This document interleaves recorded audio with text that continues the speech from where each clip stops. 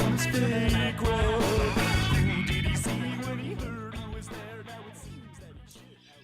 right, everybody, welcome out to the Lager Room Guys Craft Beer Show. It is Tuesday, July the 28th, 2026. Jersey Johnny coming at you. With me, as always, is none of the Mr. Beer Samurai. Say hello, Mr. Samurai. Hey, Jersey Johnny, how are you today? I am just peachy. How are you? I'm chocolatey. You're chocolatey. Yeah, you're chocolate. Never mind. It's National Milk Chocolate Day. It is National Milk Chocolate Day. That's what I heard. So happy National Milk Chocolate Day to those who celebrate, of course. I'm not a massive fan of milk chocolate. On certain things, I think it works well in. Mm-hmm. This one's pretty good, though. Sugar. Yeah, they're pretty good, those bars. I prefer dark chocolate. But I prefer dark chocolate as well. But this was this, and then like last week, where what I was eating on the show drastically clashed with what I was drinking. Oh yeah. This will actually go with what I'm drinking. Yeah, either beer that you're drinking. Yeah, either beer, yeah. So you could just keep eating the bar all night while you're drinking. So yeah, I think I'm going to eat half of it now before this. Well, I'm going to save one of the squares. Well, they're not squares; they're rectangles. Exactly. It is also National Water Park Day. Happy National Water Park Day. Did you like water parks as a kid? You know what? I mean, were there a lot of water parks when we were kids? I mean, there were a few as we got a little older. But... Well, there was the one in Seaside. Right. Yeah. We were a little grown when that one opened. Right, that's my point. There were like water parks became a thing as we got a little like in our teens. Yeah, Great Adventure. Yeah, and of course there was Traction Park. Traction Park is where I spent most of the time in the infirmary. I mean, most of the time. In the So people who are not from Jersey or too young to know, Traction Park was the nickname for this place called Action Park. Mm-hmm. Up in Vernon Valley, up in Vernon, New Jersey. Yeah. Vernon, New Jersey. Where Mountain Creek ski area is now. And whatever else they do up there. So. Well, Mountain Creek was there along as with Action Park as well. Well, it was just Vernon Valley Great Gorge ski area. It wasn't. Yeah. It became Mountain Creek after the fact. But there was these rides. I mean, they had the cliff jump. They had the cannonball, which was you went into this tube, pitch black. They hosed you down with cold water because it deposited you, what was it, about 12 feet over a mountain lake? About 12 or more, 12, 15 feet. Yeah, and while everyone's coming out of these, I think it was 2 or 3 tubes into the water, off to the right, if you look, there was people on the Tarzan swinging into the water, and those braver ones would fly out, and sometimes people would run into each other. Mm-hmm. That was fun. Oh yeah, you see them too in midair collide. And then there was the kamikaze. That thing went straight down for like the first 20 feet of that. You weren't touching anything. You were just you were just falling. You were in free fall. Finally, as the slide started to angle out, it caught you. Your ass caught the slide, and then out you went. Yeah, there was a lot of wedgies from that one. I would say so. A lot of wedgies. Oddly enough, knock on wood for myself, the ride that I got the most cuts and scrapes, if you will, on didn't have anything to do with water. It was the Alpine Slide. Well, the Alpine Slide was the deadliest ride there. Right. If you didn't need to go to spa for dermabrasion, all you had to do is do the Alpine Slide. It was a concrete winding chute that went down the mountain, and they put you on this plastic thing with things that were supposedly brakes. It was one handle, and it was either brake or go. That was it. Yeah, and the brake. Forward was brake, backward was go. Well, what the brake entailed was pulling the front of it up, so you'd have more friction to slow you down. Right. Didn't work too damn well. No, not so much. And some people, if they gained too much speed, they would shoot off one of the sides, off one of the turns. Exactly. Oh man. That was. You would think it'd be either the go-karts or the bungee jump, but no, it was that Alpine Slide. And think about the turns. Like if you're not familiar with it, think about the turns. If you're watching in a bobsled, watch the bobsled or luge or whatever, those they have the banks and the walls that kind of go up and curve out a little bit. They didn't quite curve out enough. No, you could actually fly off it. You could, and people did. Mm-hmm. But the worst is if you fell off the sled. That's when you remove layers of gear. Well, yeah. I mean, you go up in one of those turns, and you actually just lean. You just get dumped out on the concrete. Yeah, that was the fun part. Oof, Yeah, it was. But this is why it was called Traction Park. Memories. We already mentioned they had tube rides. Those were boring. But they sued the skin after you removed a bunch of it. Mm-hmm. Oh, I get that. You know what? We usually don't put up comments before we bring the guest on, but it's apropos to put it up really quick right now. Chris Weisner, hey dudes, hey Chris, walked right into Traction Park, ha ha ha, and he says, and the spring water was like 40 degrees on a 90-degree day. That's the cannonball. Yeah, exactly. They would hose you down with colder water, but it's still the shock of hitting that water. Yeah, exactly. He says, "Oh yeah, and many a road rash incident from the Alpine slide." Absolutely. Yep. Absolutely. There you go. So what else do we have today?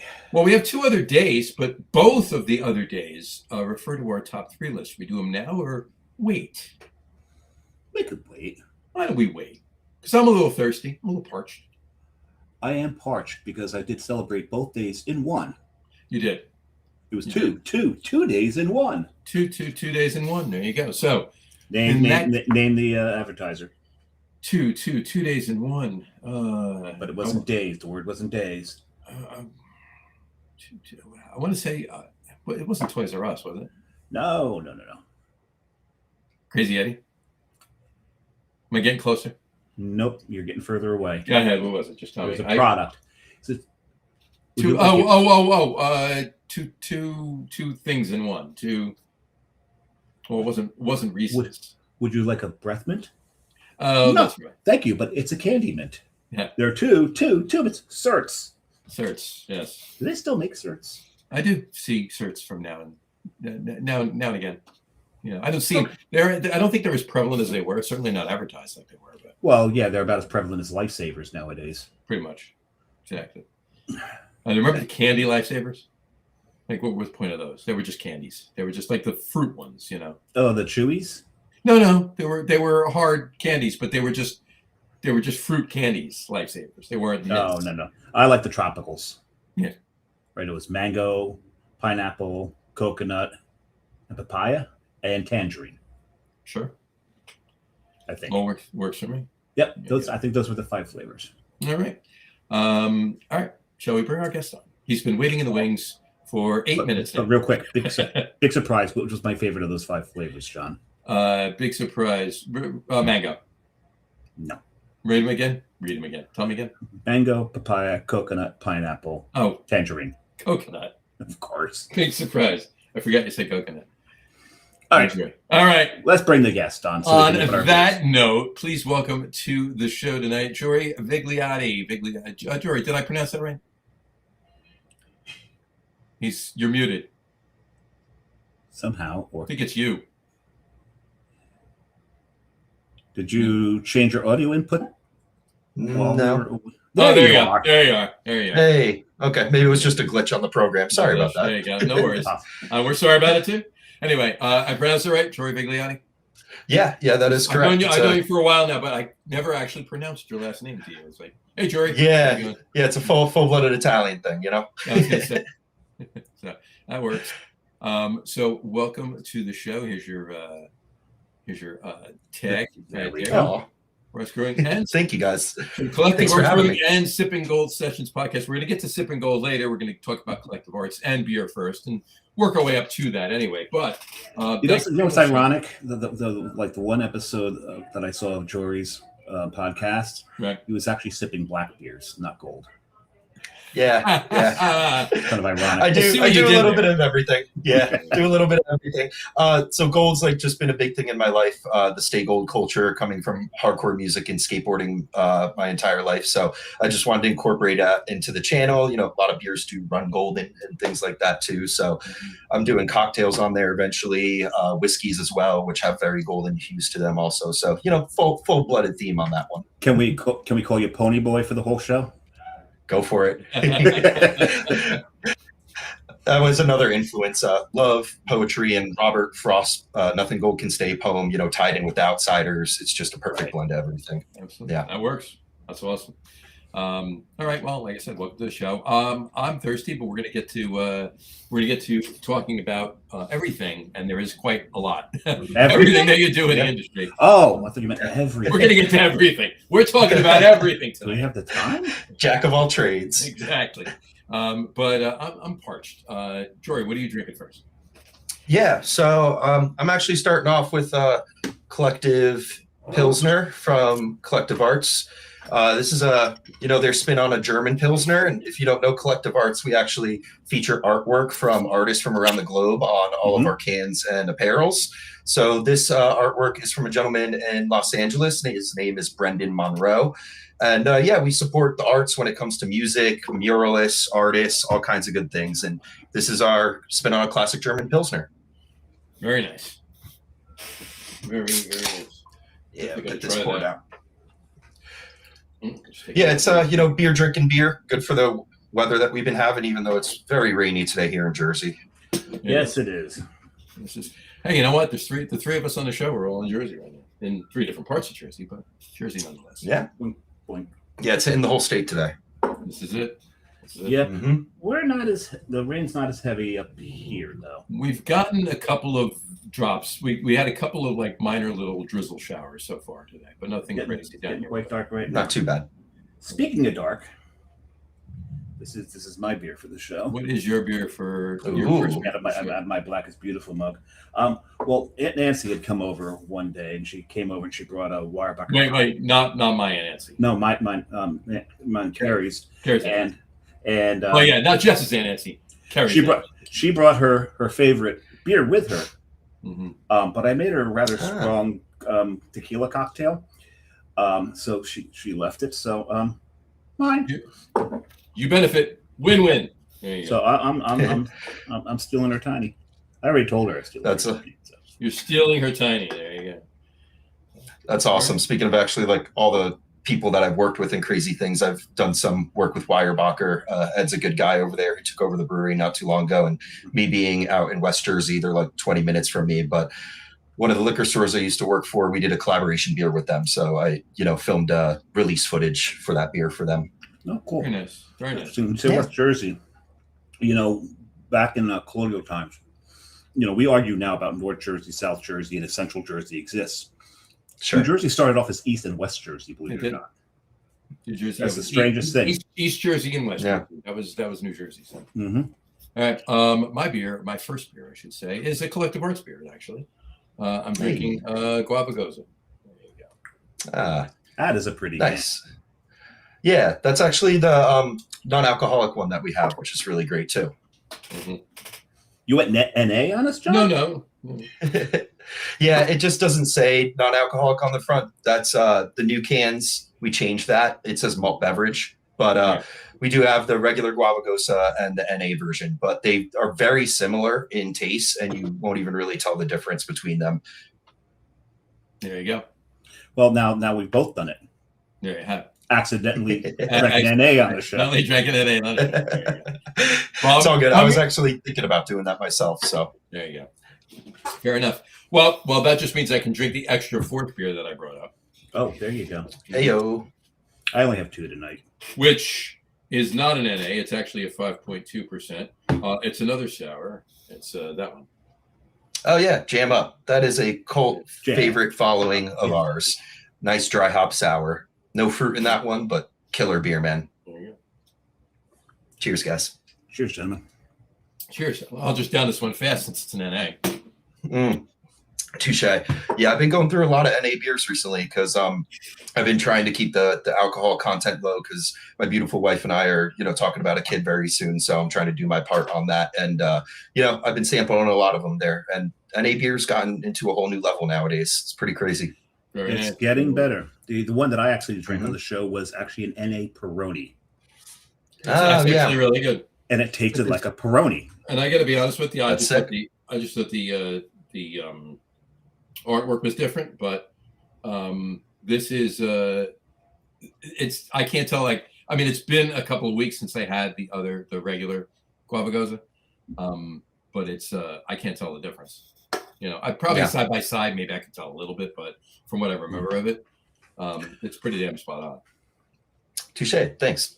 Yeah, And again, as it goes, it's not like it's a, it's not like it's an 8% or should have been an 8% stout, and now you're drinking it, But even to that note, I could be honest with you. Have either of you had? I know, Gabe. I know you have. Jory, have you had the Guinness non-alc? Yeah, I have. I had it.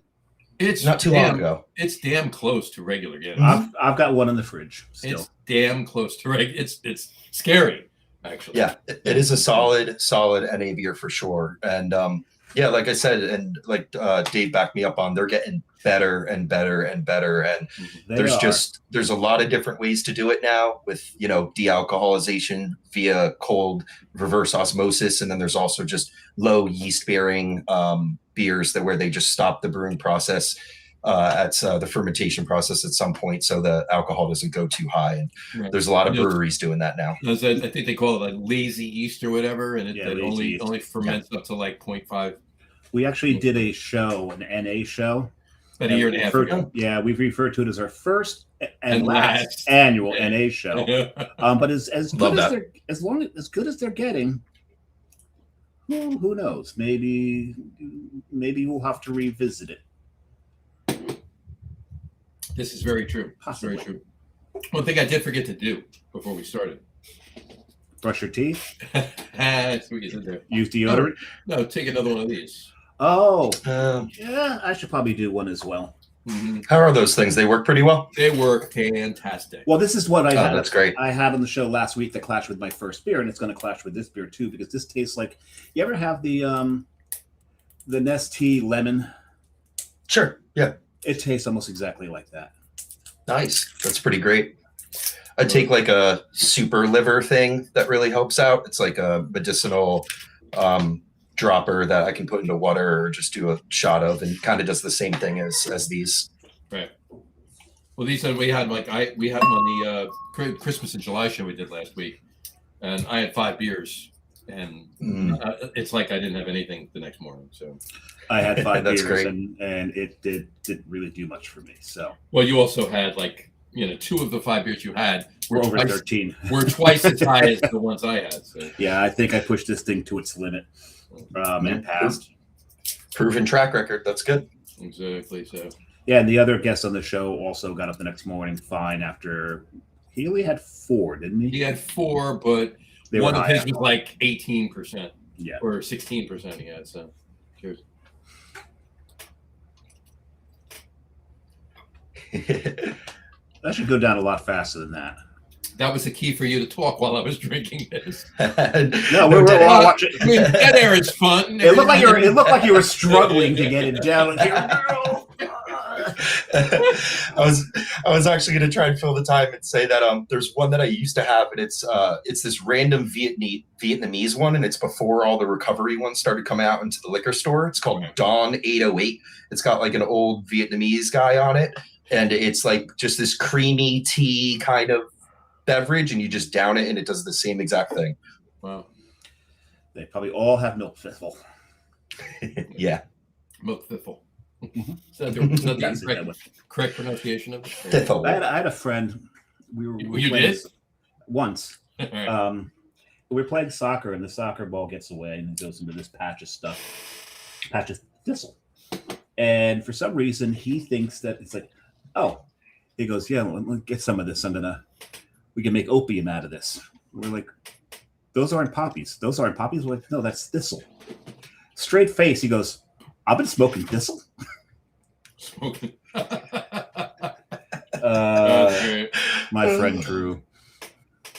Yeah. Hey Drew, he just called you out if you're watching. Oh no, I tell the story in front of him all the time, and he'll tell the story too. That's pretty funny. Such a funny moment. At any rate. That's pretty good. All right, we got a couple comments. Chris Weisner said, "Hey Brian." Brian is not on the show tonight, and not commenting yet. And the other Brian's not commenting yet. He's not commenting because he is at the Rush concert tonight. He texted me. He texted me this picture before, as he got there. He's in a suite at MSJ. He texted me that picture. Nice. That's behind them. He's just going to be torturing you all night, isn't he? He's going to be torturing me all night, the prick. You know. Meanwhile, I just got a video from my son. I haven't watched it yet. And he said, and he's in a booth. He said that's part of the spread that in the Sweeties in right now. No, he sent me a video. He's an avid fisherman. He just caught his first gar. Gar. Not guar. That's something else entirely. That'd be an interesting catch. There you go. Yeah, it would be. Chris said nobody's watching. There you go. You're right. You're very true. Very true. So hi, Brian. Actually, he's probably not watching. That's true. Well, they didn't start yet, so there you go. He might be. Pre-show. Jersey Girl Brewing Company said, "Happy episode 286." Thanks, Chuck. Thanks, Chuck. Welcome back to America, Chuck. Oh, he is not happy about it. Did you see the look on his and his wife's face on the plane? He was very disappointed that he had to come home. Yeah, exactly. They were not happy they had to come home. There you go. And Mark McAteer. Hey, Mark, how's it going? That was morning recovery, Mark. It works very well. As long as you don't overdo it, you're not going to have any hangover. Don't overdo it on that morning recovery. Don't as long as you don't overdo it. Yeah, drink it before. Just to be clear. We did a scientific experiment. It failed. We drank it before, during, and after drinking. Before works the best. Drink it before, and the next morning, as long as you don't overdo what you're drinking, you won't have any hangover whatsoever. It's not going to help you not get drunk, but it'll help you in the morning. That it will not help. So enjoy.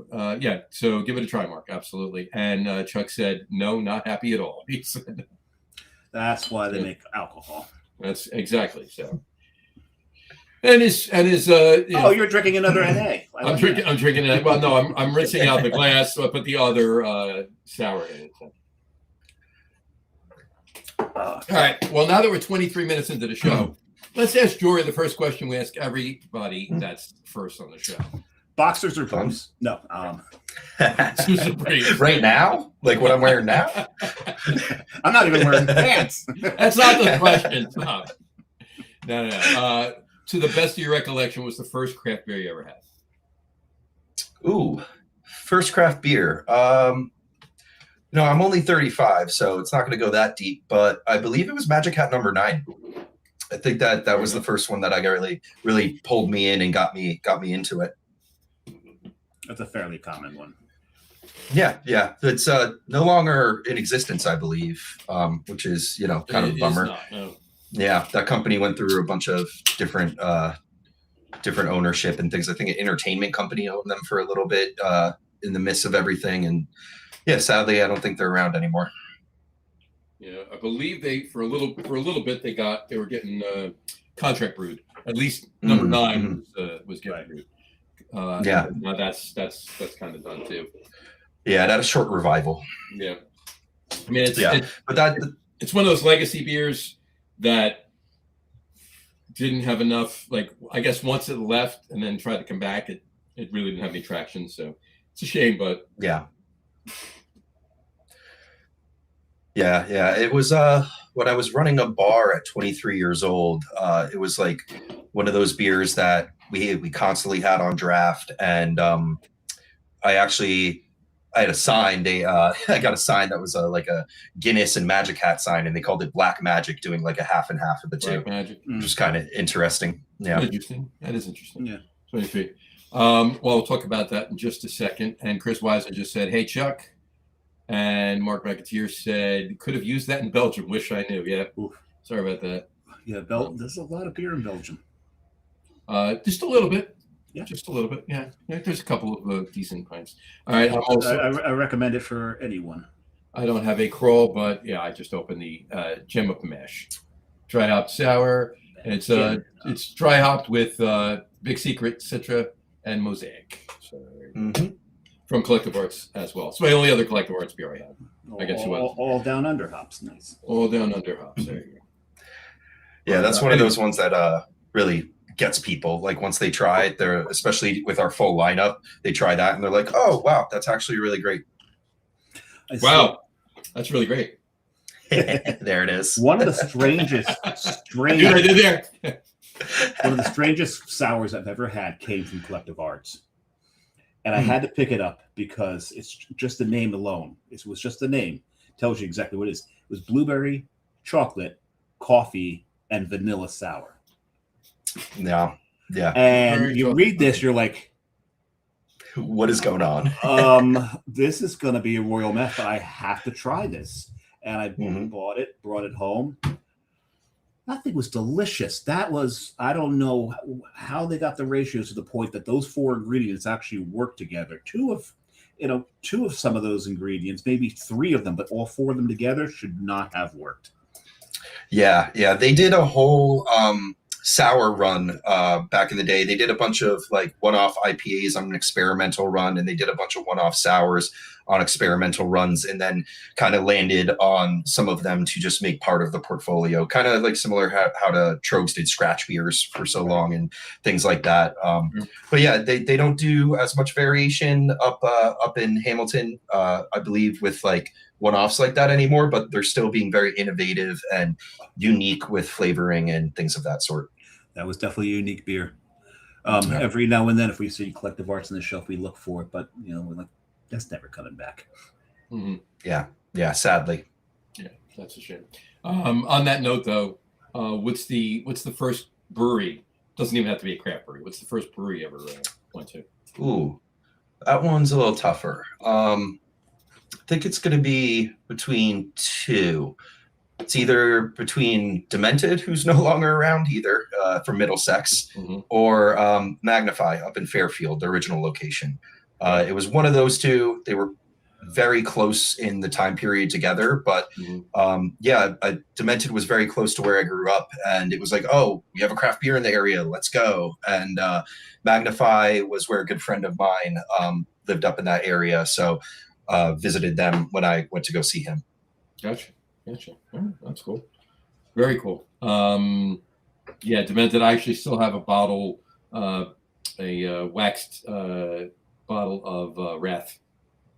Oh yeah, somewhere I get it. Yeah, I mean it's probably got to be 12 years old at this point. So nice. That's going to be interesting. It's going to be interesting. It's going to be It might not be a science experiment quite yet, but it's going to be interesting nonetheless. You might be risking your eyesight.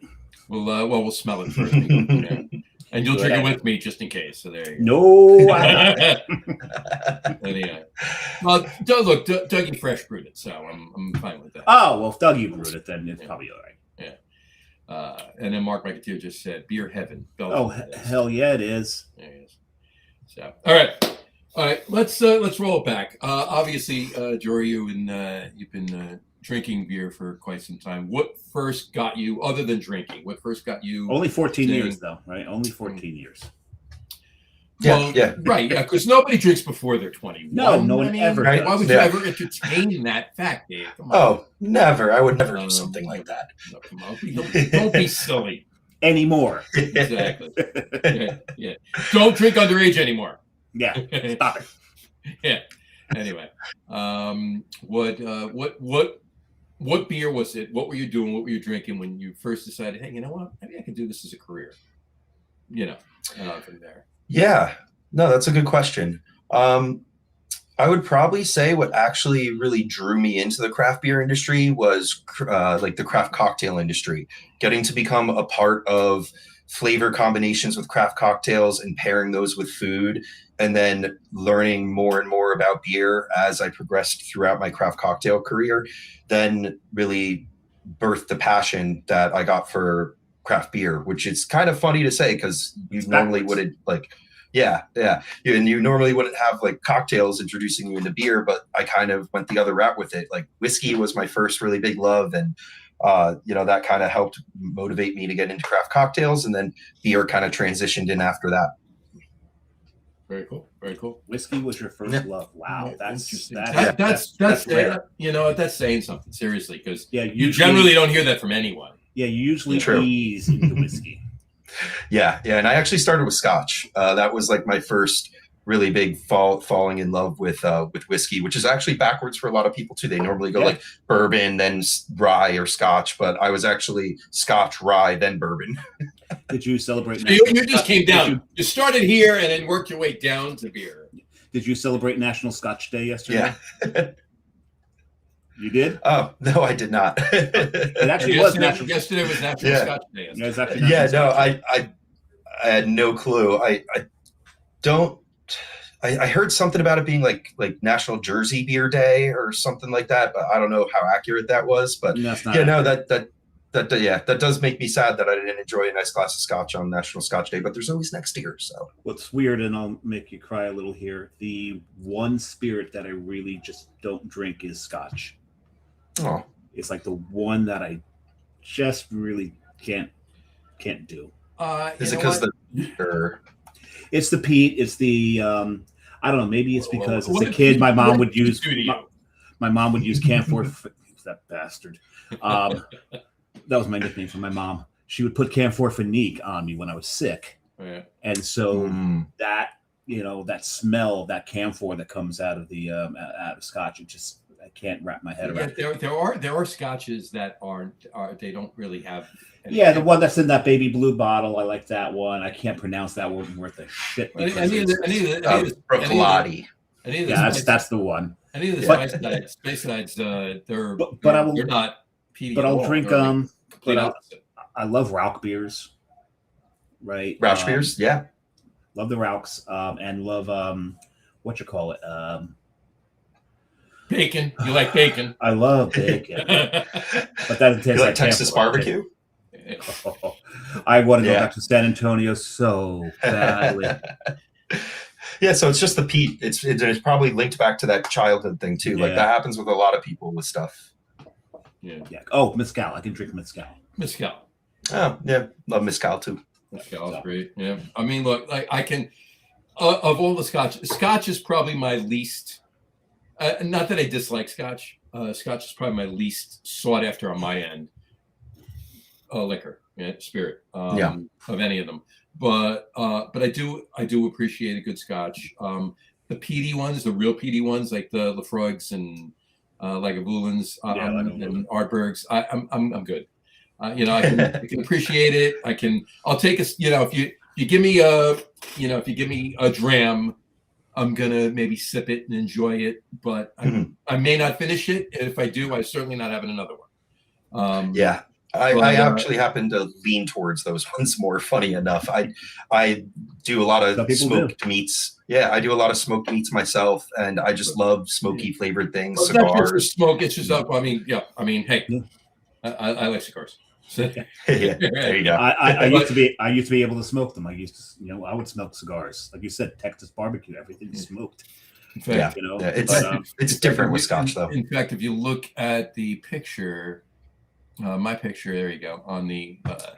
Nice. Yeah, look at that. There you go. Right. Anyway, but my point being is the peatiness and regular smoke are kind of two different things. Correct. So it's two different types of smoke. Two different types of smoke. So, but I just had probably a couple weeks ago. I just had Macallan 15 finished in sherry casks. Mm-hmm. Oh my God, that Scotch is fantastic. I have one Scotch in my bar, and it's port barrel finished. Cool. So love port barrel finished whiskeys. Yeah, and I would say you take the edge off, right? There you go. Yeah, a little bit. And I would say even to like what I've been getting really into in the past, let's say 5 years, is American single malt. I think that whole category has been blowing up. And I really think what we're doing with single malt whiskey products in America is really, really unique and really fun. And I think more people that are into whiskey should start exploring into single malt whiskeys from America. Yeah, you'll have to knock me off the bourbon bandwagon to get me there. But I do. Yeah, it's a tough one. Yeah. Yeah. I appreciate a good bourbon every now and then. Every other night. Over here too. Anyway, enough about that though. All right. So we didn't really actually get to the crux of the question. Like, what brought you into? So what brought you into? So let's go back to that. So, right? You mentioned that you were managing a bar at 23. Okay. Mm-hmm. So I'm assuming that was parcel of your love of craft cocktails that got you into that. Not at that point. So take it. doing a lot of like craft cocktail bartending prior to running that bar got me really into craft cocktails. And then once I was able to run that bar and design a draft list and things like that, that really helped bring me more into the craft beer world for sure. And then, you know, just being able to go and explore the multitude of breweries that were popping up in New Jersey, you know, just the community and the love for, you know, the process and the science behind brewing, like all that fit right into my alley. So it was all pretty much a birth from like my love for the hospitality industry, being from a large Italian family. My grandfather was a winemaker, you know, stuff's in my blood. So there you go. Wine is literally in his blood. He's yeah. Well, yeah, literally. Well, yeah, nice Sangiovis. What's your favorite cocktail? So that's changed over the years. And I typically, like even with my beer, I drink very seasonally, but a cocktail that I just keep going back to a lot is a Boulevardier, which is basically a rye whiskey Negroni. Yeah. How many of those have we drank on the other podcast, John? About 7,300 in the last week and a half. It's one of my favorite. Yeah. It's my second favorite variant on a Negroni. What's your first? Well, I made that one up. Cool. Do you like Malort? That's one that I actually haven't had, and I'm very intrigued to try. We gotta get you some Malort. Everything that I've heard about it, but I love Fernet Branca and all the other weird, you know, bitter tasting stuff. But Malort's a thing of its own. So it's very, very different. It's very challenging. But I do I change over the Campari for Malort. Mm-hmm. And the gin is changed over for Aquavit. Mm-hmm. So interesting. Since they're both like Norwegian, I called it a Nordgroni. Nordgroni, yeah. Nice. And I love them. I absolutely love them. That sounds really cool. I got to try that. You're not going to find that on a bar menu. No, definitely not. Maybe as a special for like $5 in Chicago. Yeah. Chicago only. A handshake grony. Handshake grony. Anyway, all right. So what bar was that?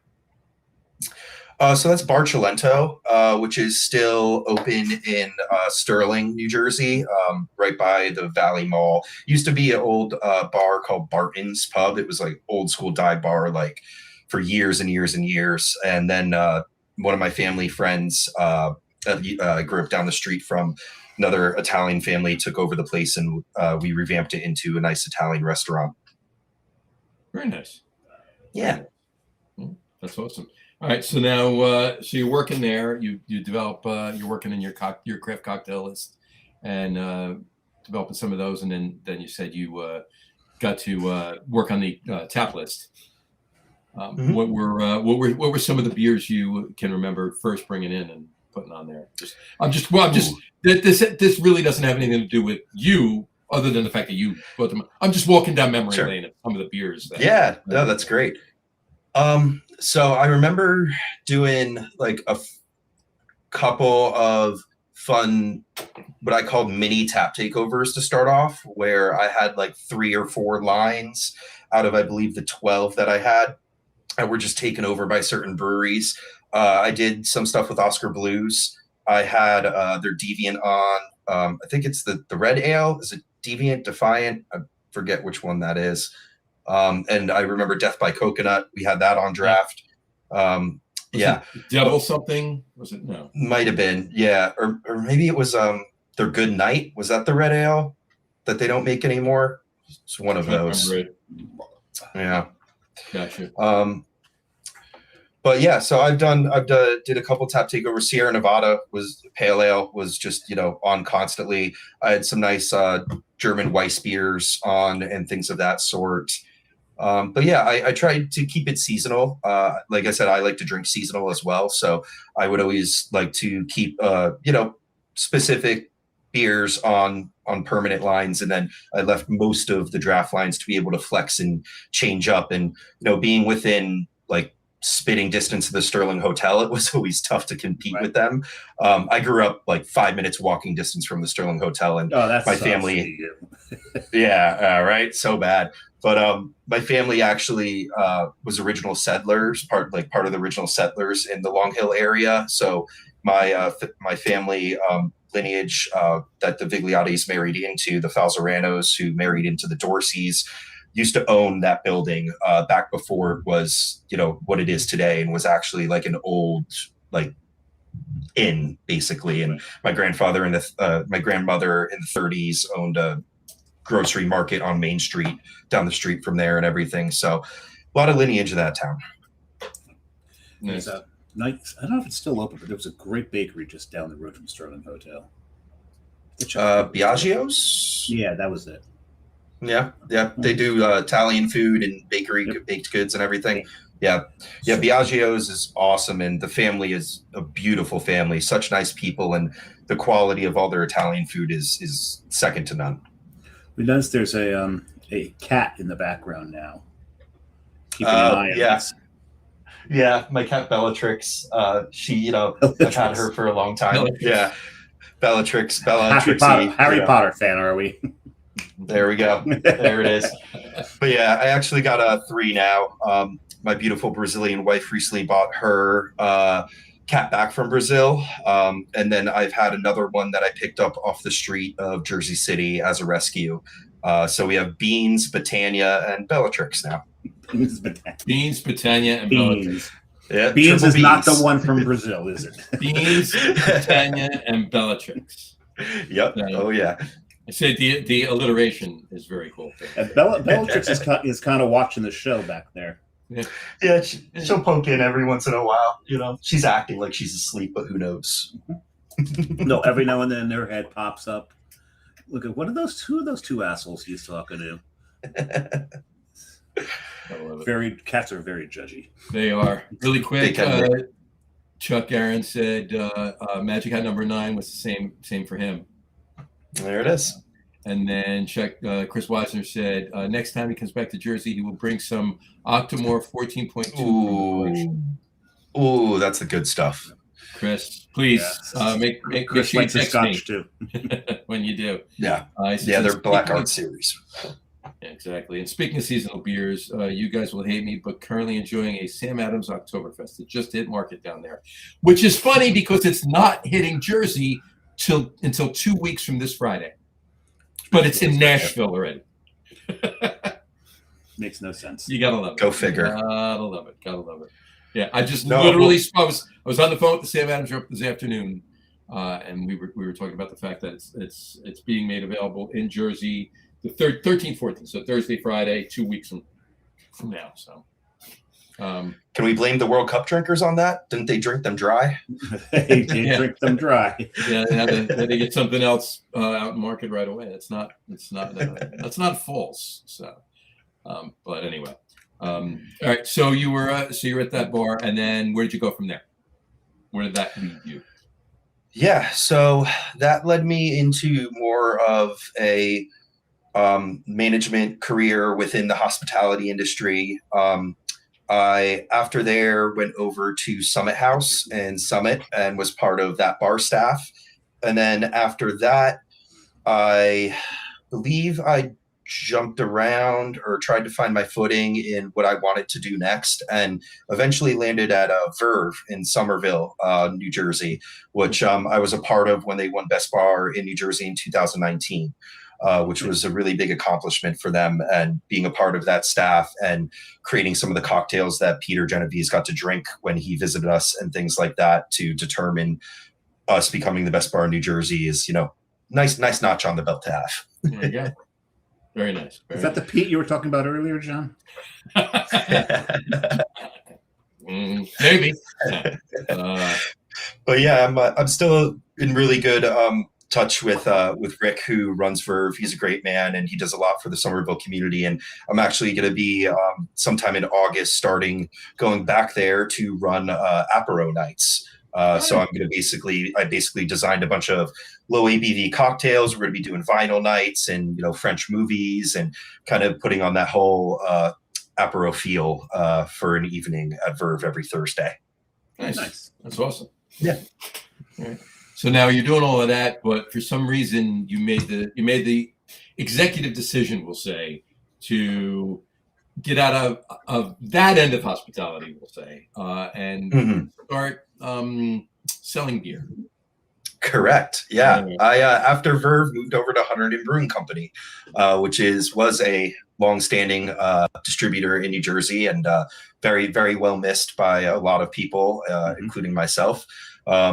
And yeah, it was a really big change for me, but something that I wanted to do for a while, especially with my passion for beer growing so much while designing, really high-end cocktails and loving spirits and whiskey and all that goodness. I still kept a very fond love for beer, and I just felt myself personally moving in that direction. So I've known about Hunterdon for a while. I reached out for a position and ended up becoming a territory sales rep in Hoboken, and did that until the company closed its doors. Which was a shame. It was a sad day in Jersey. I was to say, but somebody I know wrote an article about possibly a 2.0 version of Hunterdon coming back now. That where's that horn you're tooting? Because you own it. With Serene taking over Remarkable business and all, let's face it, with the exception of a couple of brands that they still had when they were first in Jersey back in 2018. All of Remarkable's Jersey business was Hunterdon business, and from when and I say this all the time, and I've probably said it on the show about 90 times, but after when Hunterdon closed, Budweiser was allowed to come in and handpick the brands that they wanted to kill. I mean, make money on. All right, and then the rest of them went to Remarkable. So, but them coming over to those brands coming over to Serene, and Serene having the footing that they do, obviously, and all the great brands they have in Jersey. Are we looking at 102.0? I hope so. We'll see what happens. So we'll see. Yeah, I actually got to check out that article, and it was very well written. I don't know who wrote it, but it was very well written. Some guy, some guy with a horn. Yeah. But yeah, I let the record show that I didn't say anything about that. The two of you did. So there you go. I do agree, though. You strongly insinuated. I just said some guy wrote it. I didn't say who. It was the tone. The tone, the dreaded tone. There you go. Don't use that tone with me, young man. Don't look at me in that tone of voice. How often did you hear that? Don't use that tone with me, young man. I know. Don't get saucy with me, Bernays. Those are my raisins. These are mine. Are you opening your second there, Samurai? I am. Jory, did you open a second yet? You're still working on your... I have my second on the way. It will be here very soon. Gotcha. Is Belichick getting it for you? Yeah, that'd be a very fun talent to train my cats to do. But awesome. Yeah. Hey, you see this cat will reach up and hand you a can. Just for a second there, I thought you said Belichick. Like, no, that's Bill Belichick is getting the. We don't have Starodumsky on this show. What are you talking about? He stays in the basement. He just hangs out there. No, my beautiful Brazilian wife is going to be amazingly bringing me a beer right now. So very nice. I am drinking a. Thank you, baby. Cane Mexican dessert. Oh, this one is from 23. It is not the barrel aged version. I have it in proper glassware, but you can't really tell because it's like you can kind of almost you can't make the logo out. You can't make the logo. I can see it a little bit. It's kind of there, not really, but we'll see if this held up. Well, why don't you pour it back in the bottle, show us the logo, and then pour it again. How about if I pour it down my throat? That'll show you the logo. That'll work. It's like a magic trick. Oh my God, smells like a fudge brownie. A spicy fudge brownie? Yeah, there's a little bit of spice note in there. Definitely get that. Very, very interesting. I'm not smelling the maple, John. Sorry. You're not? No. John loves his maple. I do. I love my maple. Gotta love a maple and a nice dark beer. That's for sure. Actually, I'll have an episode on maple beers coming out very soon. Is that right? You should have John do it with you. He is a maple Let's beer go. board. We talk about our favorite adjuncts in beer. John's is maple. Mine is coconut. Ooh, those are great picks. Absolutely. I would probably, for myself, favorite adjunct in a beer. It's probably going to have to lean towards ice cream, because I think there's a lot of variety in that. You can have them in smoothie sours, which is a very controversial topic, I know, but you could also throw them into stouts and do a lot of fun stuff as well. And when it comes to ice cream, you could do cookies and cream, you could do Rocky Road. There's lots of variants. Kind of like when you ask somebody your favorite dish and they're like, "Oh, pasta," because you can just pick any kind of pasta. It's an adjunct that could contain other adjuncts in it. So correct. So you're making a broad palette there. Did you have? Oh, it's a maple coconut ice cream. Then we're all happy. there you go. We're all happy. There it is. There it is. Carton That did sounds fire. Carton did one with astronaut ice cream They did. called Cosmonaut. Yes. Cosmonaut. Yeah. Yes. A delicious beer. It was they used Neapolitan astronaut ice cream, and you could taste all three of the flavors. It was amazing. Well, it's funny. It's funny. It's funny you bring that up, Dave. So, Jory, you said that you were working for Hunterdon. Of course, Hunterdon closed. Where did you go from there? So actually, Carton Brewing Company. That's where I landed. You segued without even knowing you were segueing. That's how good I am. Bam. But yeah, I dropped my mic, but it would be an awful sound if I did.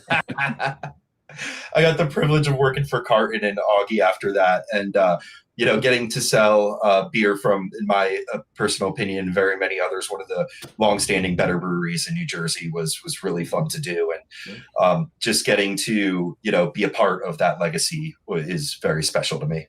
It'll be 15 years in August. 15 years. Correct. In a couple of weeks, it'll be 15. We're still trying to figure out if we're going to go or not. It's Carrie's birthday. Yeah, it's a Thursday night. But considering in the 15-year picture that he put up, you can see Mark Dill and you can see Carrie. Well, there you go. You can see me from here to here. They mercifully blanked, put the 5 over my face and my belly. There you go. Just your chest was exposed. But even that. Yeah, but even that. And Al Gattulo, it's all you can see is his belly. Mm-hmm. I think that's intentional. He's not happy. And Potensky, you can see he's wearing a shark shirt. Okay, you just see the shark shirt? All you can see is the shark shirt. Shark shirt. So you know it's Matt, right? It's Matt, right? Anyway, all right. Well, that's 2 weeks now. That's 2 weeks from Thursday. This coming Thursday. It is coming up quick. Yeah. And sadly, I cannot take the day off the next day because my assistant is already off. There you go.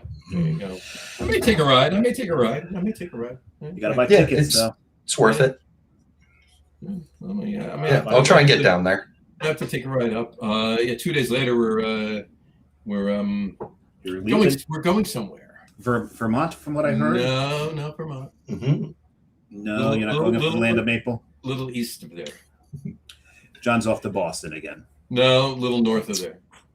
John's off to Maine now. There you have it. Hey, I was circling in. There you go. We'll be hitting Boston on the way back for a couple of days, and then on the way home we'll be, and that's my segue into my next beer. We'll be going to this brewery here. Oh yeah. Yeah, I'm beautiful. Bird of Passage right now. It is a Munich Dunkel, 5.2% Munich Dunkel. I think I still have your Venmo. Beautiful. There you go. You have my Venmo, Mazzelli. You're good. So. You don't have to do that anyway. You just order the beer and I pick it up for you. Yeah, that's not true. Easy does it. Just pay it online. James is there, I believe, today. James is in Treehouse today? Yeah, I think so. Yes. Where are you going in Maine? Portland? We are going everywhere in Maine. We're going starting up in Booth Bay. Coming and Booth Bay and then Bath, and then coming back to Portland, and then we're hitting Old Orchard Beach, Kennebunk, Port Algonquin, York, and Kittery. Hell One day each, and then a little bit in Portsmouth. May or may not stop at Sacred Profane. I'm not sure. Portsmouth is beautiful. On Friday when we leave, might have to stop at Amesbury. Not quite sure the timing, but will you be hitting Barrel Souls? Well, I mean, since Saco is just west of Kennebunkport, it's quite possible we'll stop there. So. And just south of Sacred Profane. And just south of Sacred Profane in Biddeford. Yeah. And Biddeford. In Biddeford, yeah. So, and there you have it. We got more comments here, I see. Let's see what they are. One more. He says, it's Chris Weisner. He said, miss the old Maple Mistress from Saucony Creek. Maple Mistress was fantastic. Never had that one. It was really, really good. It was really good. George, did you ever get up to yeah, listen to me. You sure that first beer was non-alcoholic? Yeah, I'm wondering that myself. Hold on. Let me tell you. It's like 18.2, and I chugged it.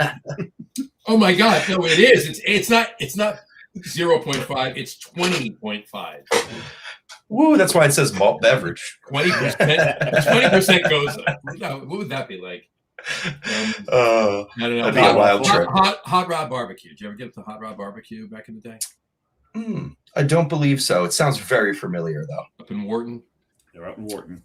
I don't think so. It sounds very familiar. Like I've been suggested it before. Yeah, so that was Chris Weisner's place. Gotcha. He was the beer guy. He was the guy.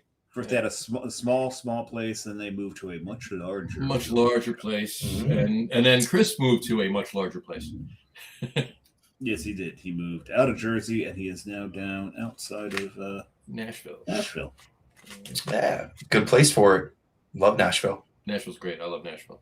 So, yeah, awesome. All right. So you went to work for Carton. You worked for Augie for a bit, and then from there.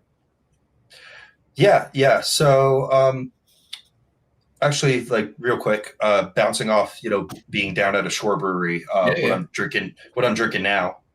We got Icarus. Yeah, Rye Digress. Their Vienna rye lager. Rye Digress is a good beer. Fantastic beer. Yeah, I love rye beers. I think they're so underrated. Just saw Jason this Saturday, actually. Nice. At Pizza Party. At Pizza Party in Hillsborough. Yeah. And then the after party at Hillsborough, which some of us remember more than others. I was working. I couldn't get there. Yeah, well, I wanted to be there, but had prior engagement. I'm not sure that Cthulhu remembers much after that. I would imagine not. So, yeah, one of these years I'll get to Pizza Party. One of these years. I think at least 20 times he said, "This is the best day ever." Al said that about 20 times. That's great. Yeah, he was feeling no pain. Oh yeah. Well, did he take one of these before? That's the question. He did not. I should have brought him one. There you go. I don't think it would have helped. It probably wouldn't have helped really the quantity of alcohol we drank. Exactly. All right. So on that note, to your point though, Jory, I love rye beers. Just any amazing. There's a few rye beers I've had that are exceptional, and I love all of them, but there's a few that are like, and you ever have a rye wine? Rye wine? A rye wine. So it's like a barley wine. You're not talking about the name of the beer, the style, yes. Yeah, like I've had barley wines before. Right. Yeah. I don't think I've had a specific rye grain wine. Well, I mean, it's like a wheat wine, a rye wine. I think I had one. I had one part of the Smokestack series. Yeah, they did that. Okay. Can't believe I did that. The most recent one I had was from Fat Orange Cat. I had one of their barley wines, I believe. That was really solid. I love those guys. Yeah, I actually have one of them in the right over here. Remember Hot Rod Rye? Hot Rod Rye. Oh, that was a good beer. That was a great beer. Mm-hmm. Enough hops to kill you. Beer Republic brewed so many good beers, So anyway, all right, let's not get sad. Let's continue the conversation. So let's get funky. Let's get down. So you left Carton and eventually found your way to Yeah, so 6 Point Brewing Company. I got to work with them over at Artisanal Brewing Ventures, which is obviously Southern Tier, Victory, 6 Point now, and Bull Rock Cider. But I actually got the privilege of help opening 6 Point's new tap room at Brookfield Place in downtown Manhattan. Very nice. So I was a part of that staff in that beautiful building and location. And Hearing great things. yeah, Isaac, who is the creative brewer behind creating all the fun creations that they bring into the tap room, is just a mad scientist of a mind, and he creates some really cool stuff to go into that spot. And they put a lot of money into it, and it's paying off. It's doing really well for them. Nice. Very nice. Very nice. Yeah, That's awesome. Yeah, in fact, we've had we just had Pat on the show. What's in February or in March? Oh, nice. Yeah. Pat and I go back a bit, but so you went from there, and there's before Collective Arts. Obviously, we're getting to Collective Arts. I see there was one other brewery that you did a stint at prior to this one. Would you be speaking of Lone Eagle? That would be correct. Yeah. Yeah, I did. So that was a fun experience for me. That was actually my introduction into the brewing world, because I was currently at that time working for Vine Republic, a liquor store from Westfield, Mountainside area, that then opened up a second store in Berkeley Heights. And I was helping beer manage that second store, and at the same time got picked out of 200 people to go and intern brew at Lone Eagle. Right. So yeah, that was really fun, and got to do that for a little bit. Head brewer, while I was there, ended up leaving to go to Other Half, and I kind of ended up stepping into a little bit of like an assistant brewing position for a while, and then kind of went my own way. But that was really great, and Tom and Bob were great to me. Sadly, they don't own Lone Eagle anymore. Yeah, they sold it. They did the same thing Cricket Hill did, right? They sold it, and it stayed. They just sold look, over the years, breweries sell, people come in, turnkey, buy them, but it's a new brewery, right? Right. Two breweries in Jersey in the last year sold and stayed the brewery with brewing the same beers. Three. Two Right? Ton. Forgot about Two Ton. Yeah, Two Ton. Right. Yep. Very true. It seems to be a trend here now, and I'm kind of glad for it. Like, there's no, in my opinion, when these places have been around, especially like Cricket Hill and Lone Eagle, who have been around for a while, like keeping that brand name there and keeping the recipes that they've been producing that people love just makes sense. It's a shoo-in. 100%. Yeah, absolutely. I have to take my first. Take your first bio break. Be right back. There you go. While he does that, we can start on we can start on the fact of what brought you to Collective Arts. Yeah. So basically, I was at another liquor store prior to Collective Arts, and I just wanted to, seeing things from working on that side of the industry, having the privilege of basically being on every side of what I call the liquid beverage hospitality industry.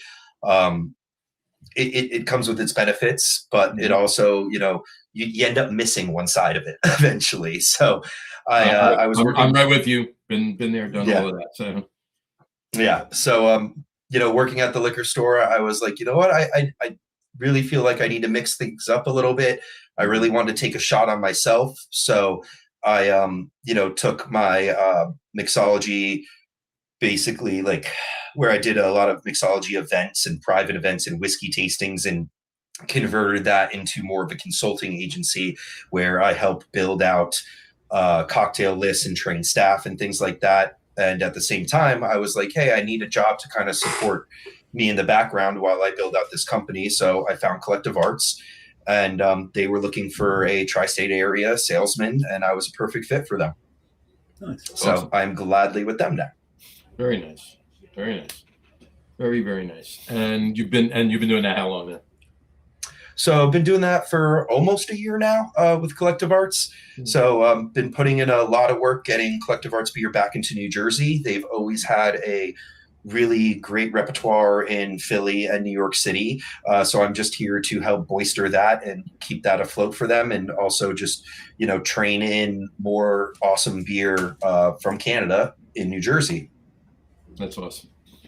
Yeah. And the beer's fantastic too. I mean, we've been drinking Collective Arts for many years, so the stuff that's coming in is just as good as any of the stuff I remember having. So. Yeah, and we're working on trying to get some more limiteds. We came back hot with our core lineup recently, but we're very soon going to be working on trying to get some more limiteds into this area, as well as actually just in New Jersey today we had our RTDs land, so nice. We're getting into that market as well. Very nice. Mm-hmm. That's cool, because there's also a distillery up there too, right? They have a distillery.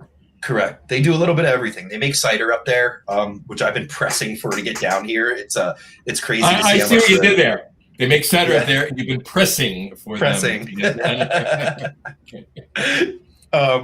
The cider market's blown up, especially in New Jersey with all our apple orchards and things of that sort. So I do think having a craft brewery that produces a phenomenal cider coming into the market here would do some damage.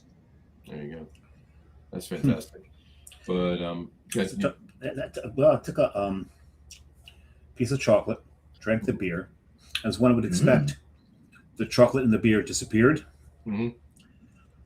The supporting cast is showing their age. Let's just say that. Is that right? Mm-hmm. Yeah. So the chocolate malt in the beer is supporting the longevity the cocoa, of that beer, right?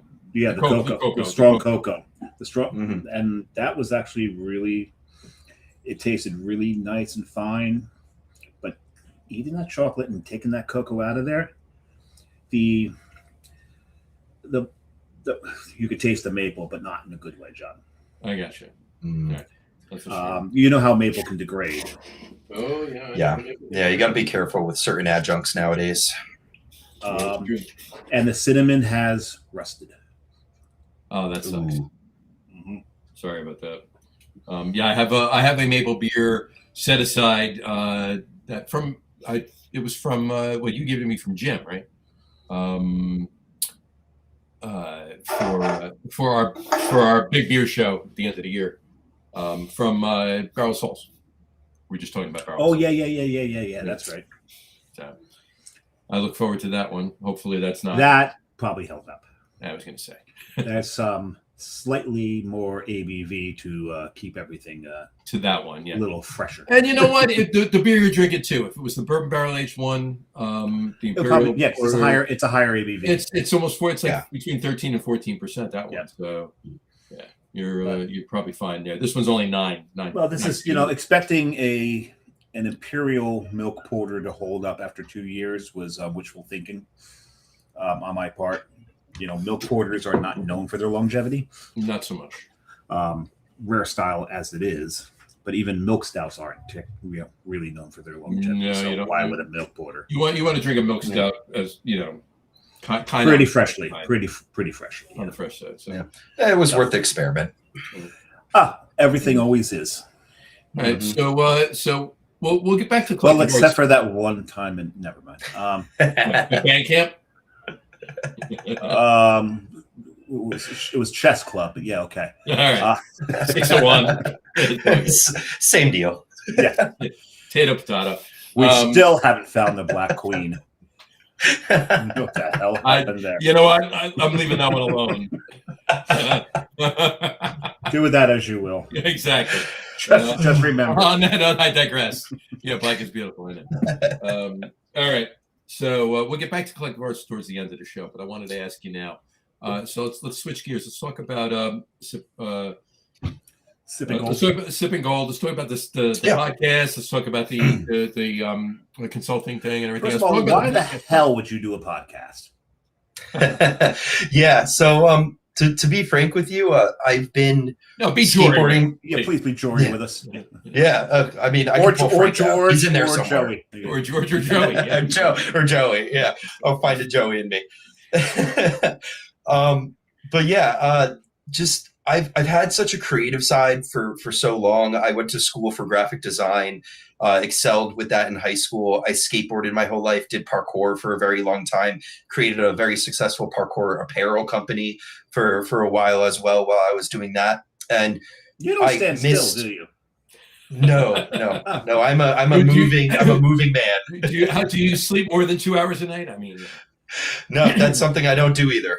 Like on the real, like sleep does not come easy for me. So I just keep the imagination going, and I try to bring my creativity out in every way that I possibly can. That is a very good thing with what you suggested earlier, that you and the missus were thinking about starting your own brood. For the beginning, not sleeping is something you're going to have to do anyway. So you're already doing that. So touche. Right. And it makes me the night owl. She's the morning bird. So it's kind of like a nice trade off. You know what I mean? There you go. Yeah. The child has coverage. There you go. Full coverage. Yeah. So editing my own parkour videos and editing my friends' skateboarding videos for such a long time, and just having the creative outlet to take all of this knowledge and creativity and put it into something I kind of just wanted to do for myself. Also, a lot of my friends got kind of sick of hearing me talk about beer all the time. so I'm like, oh, let me just talk to the internet about it. Our audience, right? Yeah. So I was like, let me just do this for fun. I have the repertoire for it. I have the knowledge on the editing and how to make it all happen. And I just started putting videos together, and it's been growing ever since. I only started it, at tail end of last year. And just to see the niche that I'm kind of fitting into, where I'm doing short form content, but like the long version of short form content. So it's not a 30-second video. It's a 3-minute, 2-minute video in a short form that is laid back and educational and fun, where I'm doing style clashes of different styles. I'm taking beers from the same brewery and pitting them against each other. I'm trying out just individual whiskeys. Cage matches. Nice. Yeah, Thunderdome. I brought in Thunderdome recently. So 2 beers enter, 1 beer leaves. Correct. So I'm trying fun different things that I haven't seen really people doing on this side of the social media side of craft beer right now. And I think there is a niche for it. And, if it gives me my creative outlet and gives me something fun to do on the side, I'm going to just keep doing it, and we'll see what happens with it. That's works. That's fun. Awesome. It is fun. And the fact that he's mentioned the fact that it's, the longer side of short form, it's like 2 to 3 minute videos as opposed to 2 to 3 hour videos. We're the longer side of long form. There's a space for everyone, though. And that's the beautiful thing about the internet, We're in the gas bag niche. A little bit. Exactly. Yeah.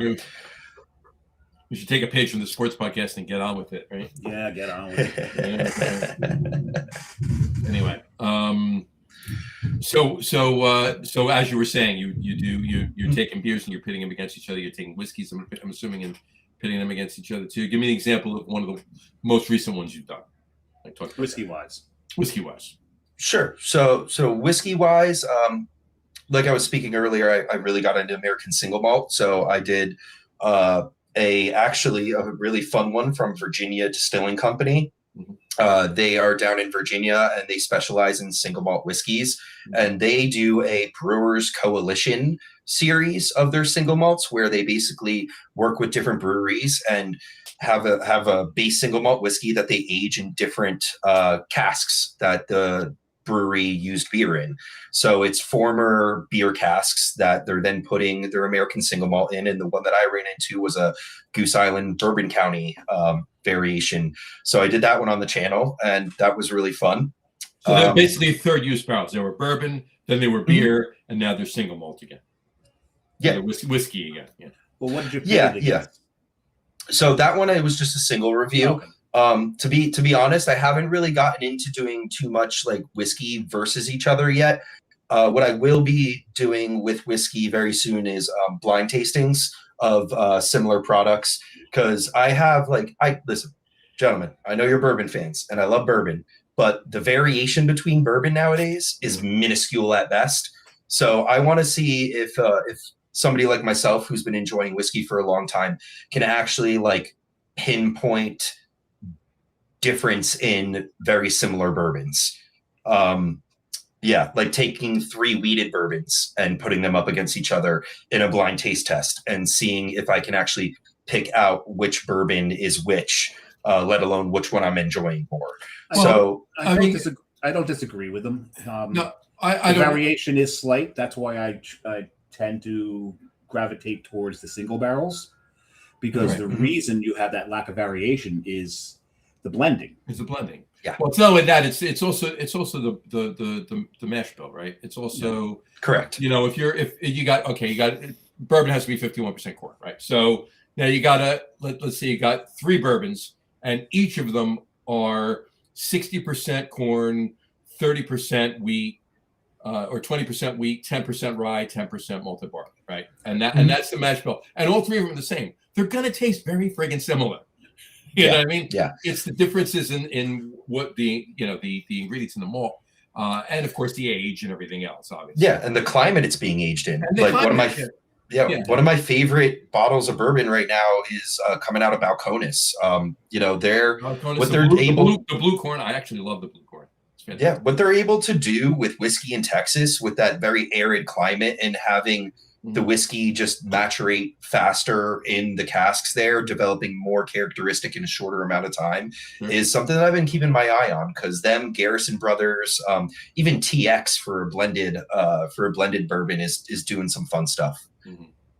Yeah. And I have some Austin Still Rye sitting over there. Yes, Austin Still's amazing. I get that get to Austin. The new red corn they just released. The new red corn they just released. I got to get a bottle of that. They are really know what they're doing. But they're killing it. To your point, when you're in a hotter climate, you get that expansion to the wood, so it matures faster. The Angels take their share faster as well. Correct. Yeah, so it's just unique to see what we're doing with bourbon nowadays and the roads that it's taking. Dave, like you mentioned before, you had a port aged Scotch, sitting in the wings, and just seeing what Angel Envy's been able to become over the years is massive. They're like masters at port barrel aged bourbon. Yeah. It's just wild to see what's really caught on in the market and what people are really like seeking after and things like that. And even I remember when Blanton's was being stacked on 4 shelves for like $40 a bottle. And so do I. It is what it is now. But people need to go back to some of the bangers like McKenna and stuff like that. Like those bottles are great classic bourbons that you got a lot of Michter's in the back there, John, and Michter's is phenomenal. And I think a lot of just a bit. And I feel like a lot of people just skip over it nowadays. And I actually love their US blended. That's a phenomenal technically bourbon. Yeah, the US one, everything. The American whiskey. Yeah, absolutely. The sour mash they can't. Yeah, sour mash is amazing, and they can't put bourbon on that bottle, which is that's one of the problems that I have with bourbon. It's very restricted. It's very fine tuned, and I understand why it's that. We want to keep it what it is, but that's one of the reasons that I kind of like American single malt so much nowadays, because of the ability to play and try different things and see where we can take the whiskey. Sure. That's really intriguing to me. Absolutely. You're listening to the Whiskey Podcast with John, Dave, and Jory. Yes. As a matter of fact, when I'm done with my beer, I'm going to actually pour a snort. Yeah, a little still Austin, are you? A little still on. Well, the thing, it's been sitting back there, and I kind of forgot it was back there until we just started talking about it. I think I need to drink a little of my Still Austin. All right, well, that just made me finish my my Dunkel a little bit quicker, because I need to pour my other beer. Then I've been looking forward to this one, and I want to go to waste. I'll put it up there now. What are you drinking there, John? Got this when I was down in Frederick, Maryland, and Justin and I went over into West Virginia for that hike. It's got a great name. It's called Porter. Right. What style is that beer? This would be a Goza. Oh, a dark Goza. Yeah, dark Goza. There you go. It's from Big Timber Brewing in Elkins, West Virginia. It's a dark rye Goza. It's a dark rye Goza. I wonder what that's. That would be. They've I think Boulevard did Changeling. Wasn't that a dark sour that they did? It was. Yeah, it's a dark rye. Yeah. Maybe I'll. Nice. That's Speaking of port, there's this is 65% bourbon or 65%. That's fair. That's 35% port. I know it's bourbon, but it barely drinks like a bourbon. That's too smooth. Yeah, it's too smooth. I love it. It's beautiful, but it's At some point, you've made it too damn drinkable to be a bourbon. Exactly. But that's just my opinion. That's just one man's opinion. I'm gonna have to pull some off of that shelf and join you guys soon with that. There you have it. Well, that's like just your opinion, man. It's just European? Yeah. No. If you're not paying attention at the urinal, European on your shoes. European on your shoes. Yeah, exactly. So once again, Big Timber Brewing Porter. Oh my God, he's got himself a handful here. So going back to smoky whiskeys, guys ever tried Cold Cake? I have not. I have not, actually. I've heard of it. Never had. So, yeah, fun Texas single malt that is mesquite smoked. So you're not really getting that peat that you guys aren't really a fan in. But these guys do have different variations of this as well. But this is the OG variation. It's something that I've really learned to enjoy over time. Did you go down there? Did you go down there and get it, or have it shipped, or is that available? Locally? No, that's available.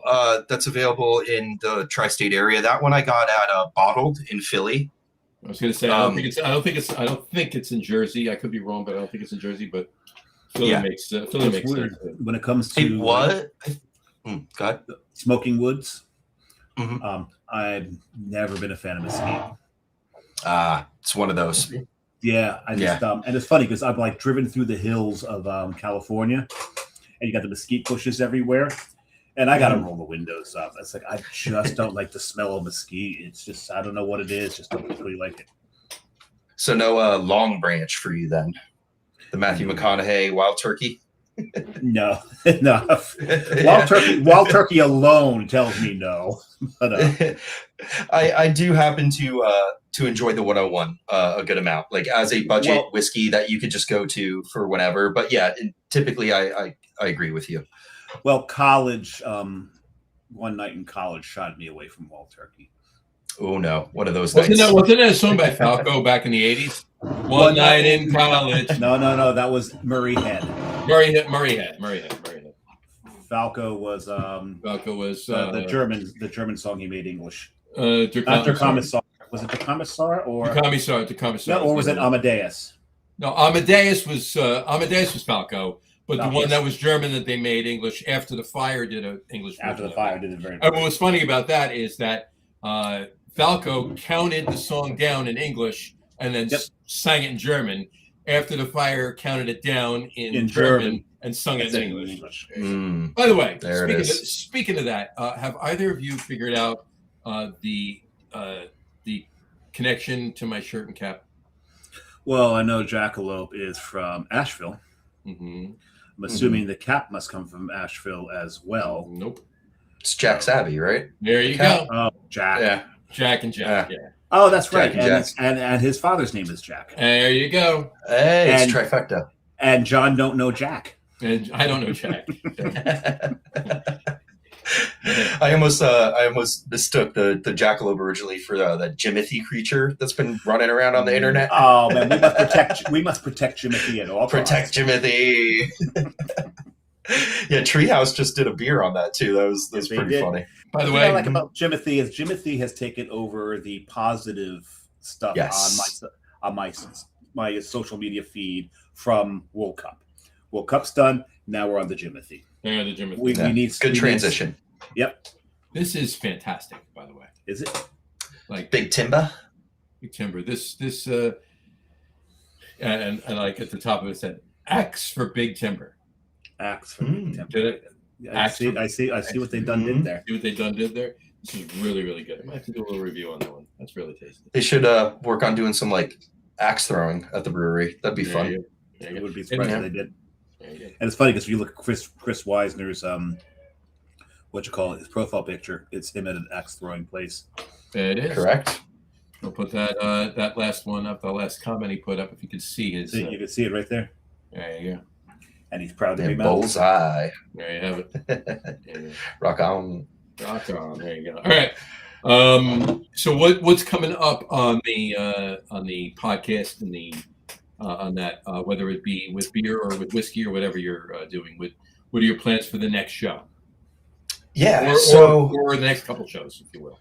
Sure. Yeah. I release 2 videos a week right now. So I do Mondays and Fridays. You can check out Sippin Gold Sessions on Facebook, Instagram, or YouTube. Kind of hit the trifecta. I'm not doing TikTok. I might be young, but I'm not that young. You set fire earlier, so yeah. Yeah. I'm just saying. I'm there. I bridge the gap. You're TikTok. Hey, the sports podcast I do, we're on TikTok, and I'm the youngest of the three of us on the show. So. Wow. Well, impressive. and on this show, I am the unk. So, what's an adjective? When I say I'm the youngest by a couple of years, the three of us, and he and I are right next to each other. This is why I love having Brian Folk on the show. It's the only time I'm. Brian's always Brian's the. He'll be on the show in a few weeks for his annual show. So we will barely be talking beer. Fun. Yeah, we'll be talking. That's technically a tailgate kickoff football show. Yeah, because Brian runs one of the biggest tailgates at Giants home games for everybody. Oh, fun! Oh, you guys are Giants fans. We are. Sorry, got you. Yeah, no, that's good. You're an Eagles fan, I know. Yeah, where is it? Boop, got the Birds bottle right there. Yeah. The Bird Gang that the bottle's in. I also noticed you've got a dodecahedron up there. Yes, correct. Yeah, so that's a dodecahedron. That's actually the logo for a kind of like experimental electronic group called Odessa, who I've found a fascination through just when I really fell in love with like electronic music, and I actually helped like run dubstep shows in New York City back in the day and stuff like that. So I got really into like the electronic music scene, and Odessa is one of the bands that always really hit home with me. And it's like two producers that do a lot of live band work, full drum lines with their live music and things like that. And that's from their album In Return. But yeah, that's just a really fun flag that I have there. Okay, so you're not a D&D player. I actually am, though. that I do as well. Yeah. Actually, this I knew he was going there, and I could sense the slight disappointment. To our generation, a dodecahedron. Dodecahedrons were not known until D&D came out. Absolutely. To the majority. Makes sense. Yeah. But yeah, no, I actually recently joined a campaign that my friend Howie started. He built an entire world. He's been playing for like 15 years, and he plays in some very serious. That's cute. Yeah, I know, right? Yeah. Hey, I'm still 35, man. Oh, yeah, you're looking at two former dungeon masters here. I mean, so. Yeah. Oh, sick. I've been playing for over 50 years. That's awesome. But yeah, I started a campaign with him recently, and we've been having a lot of fun with it. So yeah, totally. Dodecahedron from D&D. Put it this way: I've been playing so long that we started with the box before AD. Oh yeah. Before the books came out, and I actually have the first editions of most of the books. No way. And my oldest son, I think it was for his 18th birthday. I was broke as shit at that point, but he was playing D&D, and my gift to him was all of those first editions. Oh wow! And his friends were like, "Your father gave you these? Your father's the coolest." That's awesome. That's awesome. I can't wait to do things like that for the future. There you go. But then he moved, and I got them back. So win-win. Amen. Chris Weiser just said the picture of him is in Fairfield at Stumpy's. There you go. Oh, nice. They call Stumpy's because a lot of people miss. Yeah, because they let you drink at Stumpy's too. I see what they did there. Yeah. So, yeah. Anyway. Yeah, I actually love axe throwing. Just one of those things that like I don't need to be good at, but I go and somehow I'm good at it. I'm just naturally good at it for some reason. I've never gone axe throwing. Never gone to Stumpy's or an axe throwing place. I've thrown axes though. Literally, when we used to go every year up to the at people that park in front of his house. I just throw them at him. Yeah, exactly. You're going to Bar A for beat the clock. Yeah, gives a new meaning of the man on the porch. Yeah. Hey, you kids, get off my lawn. Here I thought I'd split when he threw that axe at me. But no, at the Ren Fair every year up in New York. Oh, love Ren Fairs. Yeah, that was always fun. Actually, it's been a while, but they were fun. Because you could do archery, axe throwing, knife throwing, and shuriken. Yep. Mm-hmm. I was great at all three of them except for knife throwing. I was so good at archery At one They asked point. him to leave. Yes, they gave me a medal for it too. But I'm like hitting bullseye. And my friend's like getting annoyed because he can't hit the bullseye. So I just turn and start putting in arrows into his bullseye. I'm like, yeah, pretend it was you. But when I threw knives, most of the knives would hit sideways. That's how bad I was at throwing knives. I remember I was just years ago. I was probably 14. I was at a friend of mine's house up in one of the lakes up in Sussex County or whatever, and there was a friend of his from up there, and I knew him, from going up there a couple times. I didn't know him well, but I knew him from going up there. He was like 16, but he was such a master, Baiter? Archer. Don't pause on this show. We will fill the gap. He was such a master archer. So I'm standing down in the backyard of this house, and I'm talking to my friend, and he and I are maybe 2 feet. We just lost Jory. Oh, he's back. No, I'm back. Yeah. 2.5 feet. We're literally BSing. We're like 2 feet away from each other talking.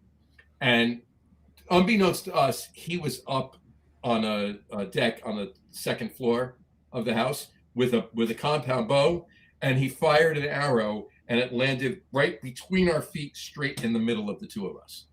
Like, he could have killed either of us. That sounds dangerous. Whoa. And I'm like, we literally beat the shit out of him after the fact. Right? Jory, you ever shoot a bow?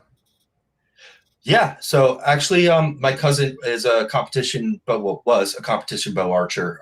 He's a lot older of a cousin. So it's something that he doesn't, much partake in anymore. But I remember very, very fondly him teaching me to shoot bows in his backyard. I've went hunting a couple times, got a couple rabbit, deer, smaller deer here and there. Never put down a buck or anything like that. But it's something that I used to do very, not a good amount, but enough to say that I've been there and done that. So you were shooting bows. Yeah. Correct. Like a Bo Jackson, Bo Bridges. Bo Burnhams. Yeah, totally. Bo Hansen, but I'm sure no one knows who the hell Bo Hansen is. My point being is we were really pissed at this guy, but he literally knew thank God, knew what he was doing. Yeah. And he had no all he had to do is hiccup and right.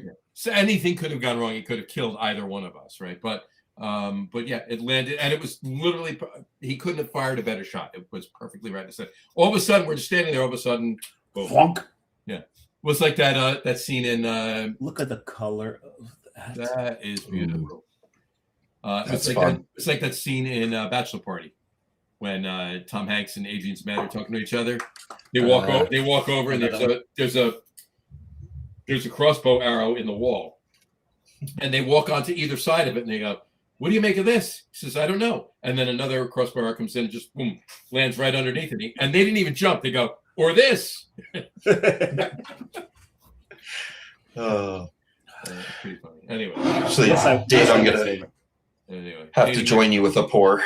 Yeah, what do you do pour that in there? as I finish this. So, going off of John's dark rye.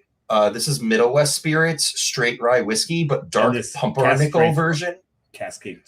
And you got the cast strength. Yeah, I believe this isn't cast strength. This is at 96 proof. Nice. But I've really enjoyed this bottle.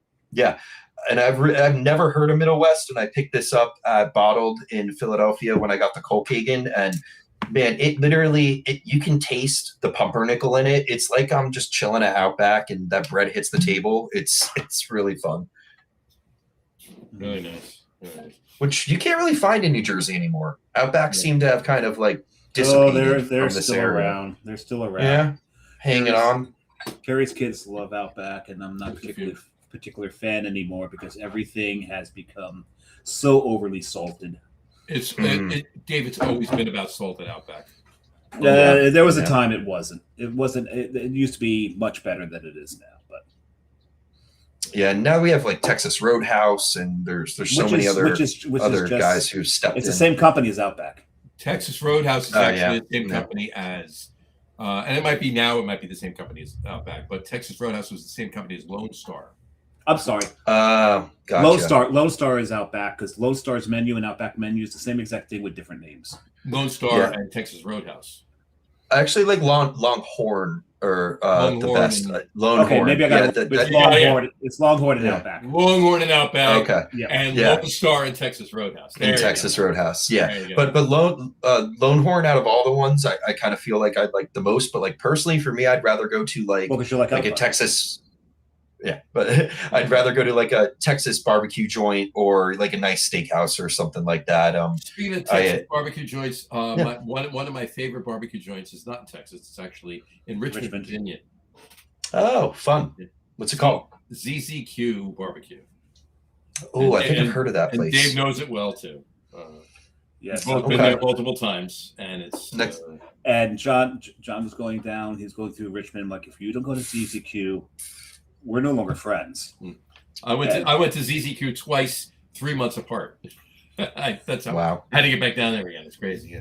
Yeah, I got to put that on my list to check out when I get down to Virginia again. It's sad that we don't have like that many great Texas style barbecue joints in Jersey, but the one that I know of that I love is called Red, White, and Q. They used to be in Kearney when I was living out, and now they're open on 22 in the Greenbrook area. Yes. And they are still kicking out some really great Texas style barbecue. At least they were in Kearney when you were in Kearney, right? Correct. I went to the one in Kearney. They only hire veterans. Mm-hmm. I love that. Yes, and their barbecue is very good. I've also really liked Local Smoke. I was going to say there's a really good one right over here. Okay, it's called Local Smoke. Yeah, that's checking them out. Yeah, but it's in Neptune. I'm in Belmar. It's in Neptune. Right on 35 in Neptune. It's sweet. But you do need, like these, love them, but once you get to Austin, different world. You can't go back anymore. It's just, we went down there a couple of years ago. You're ruined. You're absolutely ruined. You're so spoiled. Did you go, Dave, did you go when you were in Nashville? I'm sorry to cut off your story, but when you were in Nashville, did you go to Peg Lake Porker? We did not. Right. So apparently that's some fantastic barbecue. And the reason I'm tying that in really quick is because they just started releasing how they got into the business. I don't know. But Peg Lake Porker out of Nashville just started making bourbon. Did they? Whoa. Now, whether they actually make it and distribute Someone probably makes it for them. Or whether somebody makes it for them. But it's actually pretty good. I've had it. So, and then there you go. And Chris Wiseman just said Outback is owned by Bloomin' Brands. There is one Texas Roadhouse and Outback that are the same because their menus are the same damn thing with the exception of the name of each one. Like the Bloomin' Onion in one is like the tumbleweed in the other and something. Yeah, the Bloomin' Onion and the Texas tumbleweed. And, it's the same exact stuff. Well, the Texas tumbleweed was at Lone Star. And that's what Texas Roadhouse. That's why I said Lone Star and Texas Roadhouse. It's the same. It's the same thing. Yeah. Lone Star, Texas. Texas Roadhouse, Texas. It's makes sense. I think it is Lone Star. It's the one that's in just off 80 on 46 in Parsippany. That's the one that's the same as Outback. I think that's Lone Star. In Denville, you mean? No. 80 off of 46. It's right across from where Harold's Deli used to be. Oh, geez. No, that's not Lone Star. I don't know what that is. I forget. I don't know. And Chris just said that bourbon's been around for a few years. He said, there you go. Well, down there. It just came to Jersey. So just came to Jersey. If anybody would know, it'd be Chris. There you go. Speaking of barbecue, have you guys tried any of the Fogo de Chão's, the Brazilian style barbecue places that are popping up all over now? A while ago. Yeah. There's one right in town here in Belmar. It's really, really good. They're fun. Yeah. I was out in. You got to don't eat all day, and you know. Yeah. And save for the meats. The bar is always great. Don't eat the salad bar. Don't eat bread. Do not go to the salad bar. Yeah.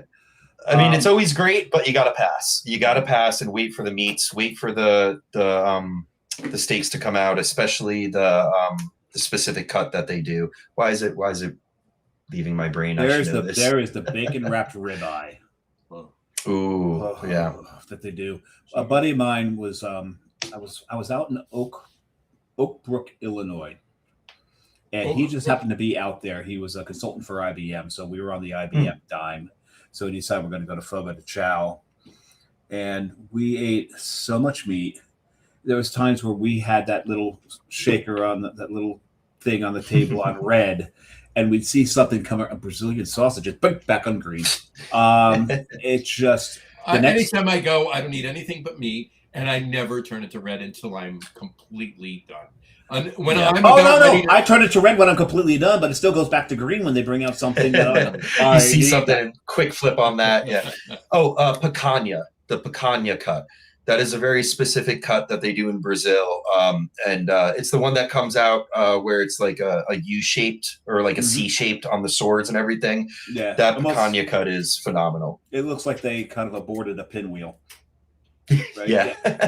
The next day at work, I was out there supporting one of our stores, and I go into the store, and they look at me like, "What happened to you?" I'm like, meat. Just meat coma. Don't expect me to do anything today. Meat coma is a real thing. Very much so. And if you don't believe me, go to Fogo de Chao or any churrascaria, and you will learn that meat coma is a thing. It is big time. It's relentless. It's just, I can deal with a alcohol hangover much easier than a meat coma.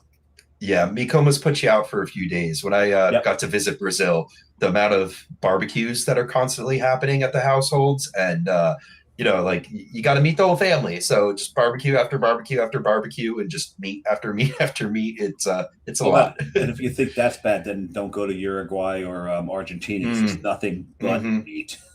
Correct. Uruguay is wild with their meats. There's hardly a vegetable in that whole fucking country. Facts. God. And I love that they'll take a whole cow, butterfly the damn thing, put it in a rack and hang it over the fire. Yeah.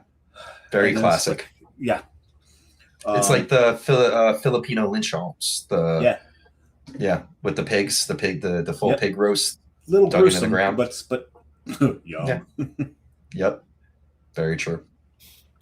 I love it. This is, oh God, I forgot how much I love this. Yeah, I got to get me a bottle of that for sure. I had only had room for one bottle left in my luggage because we've gone to so many breweries and I had so much beer I was bringing back. And then the Still Austin is right by St. Elmo's Brewing. Mm-hmm. Okay. It's in the same area, and we did the show. I did the show from St. Elmo's. We did the show. Yeah, Dave was at St. Elmo's. That's awesome. Well, we actually did two shows. We did one show up until his laptop went dead. And then I for about 5 minutes, and then they came back on, and we continued the second. Well, the reason the laptop went dead is because the owner of St. Elmo plugs my laptop into the extension cord. Then my laptop dies. I'm like, why is my laptop dead? He's like, oh, it helps if I put the extension cord into the He never plugged the other end in. Forgot the other side. Oh. Yeah, classic. It worked. Yes, it was great. But when we were done there, oh my God, and the Korean chicken joint there will destroy you. Yeah. The next morning it will destroy you. But then we walked up. This whole area is this whole entertainment area, and we walked up to Still Austin, and I only had room for one bottle, and that's the one I brought back. I wish I'd had more room. Yeah, smart man though. That's good choice. Oh, well, it was between that and the cafe bourbon. Fortunately for you, you can get Still Austin in New Jersey. So. At the time, I could not. There you go. I can't now. I can now. I definitely got to get a bottle of that red corn that they just released. It looks fantastic. Sounds really good. Seen a couple of reviews on it. I'm like, that's got a bottle of that has my name on it. I have to get that. So I may need to kill this before I get that because my bar is mostly taken over by rum now. Yeah, no, I know. I have rum and tequila and everything else, but my bar is and always will be primarily bourbon. Primarily bourbon and rye. Yeah. I got a good selection of bourbon and rye, but mine's jury, judge me if you will. I got into tiki drinks. Mm-hmm. Oh, dude, tiki's awesome. It's like a really good qualifying qualifying statute for like a bartender who knows what they're doing. Like if they can create tiki but also create other cocktails, like tiki's just a step above. It's like a different level because the measurements have to be exact. Yeah, very precise. Your dilution has to be exact. There's no room for error in those. That's for sure. Yeah. And I make a hell of a Mai Tai. Nice. That's awesome. I got to try that one day. There's a really couple great tiki bars in like the Jersey City area. I don't know if you've ever been to any of them out there, but there's some really good tiki bars out there. There's the one that I know that's right under White Eagle Hall. Yeah, Cellar. I didn't know anything other than Cellar. Yeah, there's one other one that the name is escaping me right now. But I think it's owned by them as well, and it might be in the Heights area. Okay. Which is technically not that downtown area. That's like more the second end of Hoboken. But up the end. It's up at the end of the Palisades. Yes, correct. Yeah, but yeah, tiki bars are really great, and if you've never been to one, the people out there definitely suggest giving it a shot one day. It's I have to check them out. One of my favorites is Paradise Lost in Manhattan. Sure. You kind of have to get a second mortgage out to go there. They're not cheap, but they are good. They know what they're doing. But if you don't want to spend that money and you want something that is a fusion between a tiki bar and a dive bar, Otto Shrunken Head. That is such a fun place to drink. We gotta eat the Linners too. We have to before they wind up selling or closing or anything. We gotta get to Lee's Wine Islander. We gotta get Tug up. Lee's is OG, yeah. So now I got a question. I want the two of you to tell me what I'm drinking. I'm back and forth. Am I drinking or am I drinking my Basil Hayden's Dark Rye? No, you're drinking the Michter's. Drink a manly drink. You don't need your pinky out while you're drinking. Drink the straight rye. Yeah, I would. I love the other one, John. I love it. But and I'm pouring in my Kentucky Peerless. There you go. Nice. Glencairn. Love that. So funny enough, I used to do tons of whiskey tastings back in the day. So I, despite all this glassware I have back here, I have a ton in storage in other places. And you have glassware in storage? No. Right? It's just a thing. Escape where most of his glassware is. Yeah, about 95% of my glassware is in a box in storage right now. Fun. Yeah, my storage, being 35 years old, is actually in the house I grew up in, so it's with my mom. Yeah, and she by the way, recently. This is a fantastic rye as well. Bardstown. Yeah, why the fuck you didn't drink that? Because I didn't. Making good stuff. So funny enough, she currently is living with my grandmother, who's in her 90s, and as anyone in their 90s, just becomes a struggle at that point, with any kind of weight or balance to anything.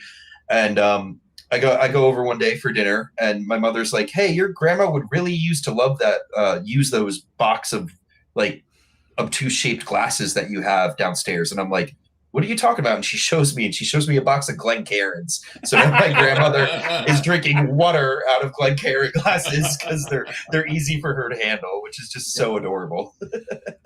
I love it. I'm surprised. She's Italian, I assume. Correct. An Italian woman of that age isn't drinking grappa out of them.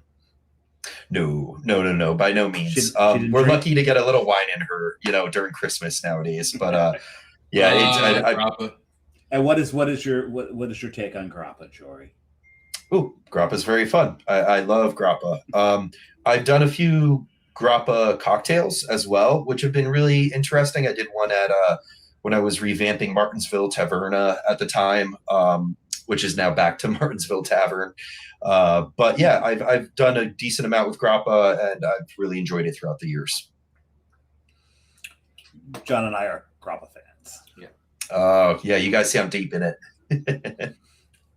There are stories. Yeah, there are stories. Oh, fun! I love grappa stories. Yeah, my like I said, my grandfather was a winemaker, so like all Italian alcohol and spirits is kind of just like right up my alley. And my family comes from a family in Naples that still owns an olive farm out there and everything. So cool. It's Yeah. So there's a lot of history with that, and I've had my fair share of grappa and even like little wine tastings when I was in my younger years. For work, I was a part of a management development program. There was about 30 of us, and the organizers took us out to dinner afterwards to an Italian restaurant in Parsippany, Eccola. And I really think their whole role was to try to get us as drunk as possible, because one of the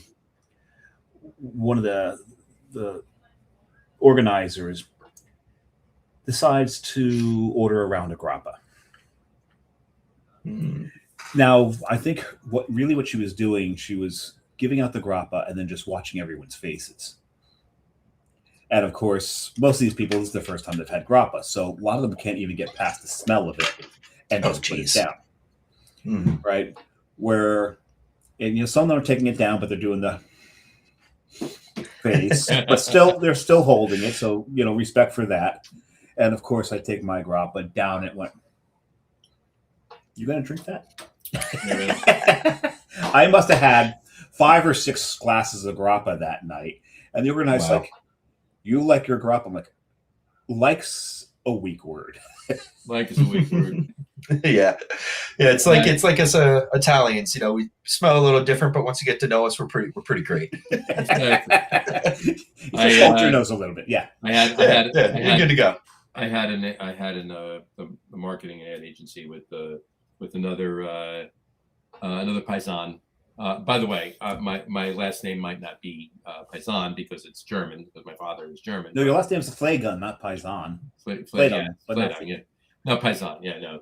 I'm half Italian. But anyway, so whatchamacallit, and anytime we landed a new deal, got a new client, whatever, we toasted with grappa. That was the thing to do in the office. That's what we did. But but the best story is the gym story out in Montauk. Oh God, one of my vendors, he's retired now, takes Carrie and I out to dinner with his wife. We go to this Italian restaurant just outside Union Square, and they know him there. So at the end of the meal, they bring out this stainless steel vat and put it on the table. Oh no! And they grab a ladle. And they're ladling out their homemade grappa. And the most brutal part about it is in every glass, there's a raisin. Those raisins will kill you. They brought some limoncello too. We drank the limoncello. Nice. But I think Jim and I each had like 2 limoncellos and probably about 7 or 8 grappas. Okay. That's amazing. I was not driving. Yeah, I was going to say that's a night that this you might not remember. Yeah, this is after about 4 or 5 bottles of wine between the 4 of us. Oh, yeah, that's Italians for you. Oh, it was much. I was referring to the clam bake followed by the bottle of grappa. Oh, yeah, this is out Montauk. Montauk. We'd spent the day out on Jim's boat, out on. I guess there it's Block Island Sound. Block Island Sound. Block Island Sound. We're just drinking beer, tooling around the boat going, today is a good day. What were we drinking? We were drinking Coastal Brew Works. There we were. Yes, we were. Good stuff. And we got back. Not only was the clam bake, but Jim had made a whole lot of stuff. But we went through 750 of grappa between the 3 of us. Me and Dave and Jim. Yeah, it was nuts. We were playing. Wow. I kind of remember us playing charade. We were playing, but it was Pictionary. It was video Pictionary. Oh, video Pictionary. That's right. That's a different story. Yeah. That's awesome. That's awesome. Yeah, the girls were fine. The 3 of us were not. Well, no, we were more than fine. Actually, well, we were fine plus. Yeah. What about the one Italian spirit we haven't touched on yet? The bucca. The bucca. Oh my God. Yeah, I could tell you stories. Yeah, about bucca. That's up there too. Oh, yeah. My father loves Sambuca, and he's German, and he loves Sambuca. Sambuca. It was not Sambuca was Greek. He could drink anybody under the table with Sambuca. That's. Maybe not now. But back in the day, he could drink anybody. I thought Sambuca was Greek. Sambuca is Italian. To be frank with you, I Greek. don't know who created it, but I would assume it would be Italians. Yeah, but Sambuca's Italian. But yeah, it's a Greek. big thing in Italian culture. Very similar. Yeah. They're very similar. Well, why does the? I always thought it was Greek. Okay. Yeah, ouzo's Greek. Sambuca's I know ouzo's Italian. Greek. Yeah, ouzo's Greek. Yeah. Sambuca is the Italian version of ouzo. Nah, I wouldn't say that. Okay, that's fair. Ouzo's so much better because ouzo is not a liqueur. It's not that sticky sweetness that Sambuca is. Well, it depends on what you drink. Yeah. Too. And if you're talking about the Sambuca the Romano, right? True. If you drink Molinari. Yeah. Okay. Molinari is very different from. A lot better. It's a lot better. It's very different from. No offense to either one of your heritages. I prefer ouzo. Fair enough. I don't blame you. They're both delicious and they have their own, places in I actually do have a bottle of ouzo over there. When our building at work right now is being renovated, so everyone's had to move all their stuff home. And I go into work one day and there's a bottle of ouzo sitting on my desk. Why is there a bottle of ouzo on my desk?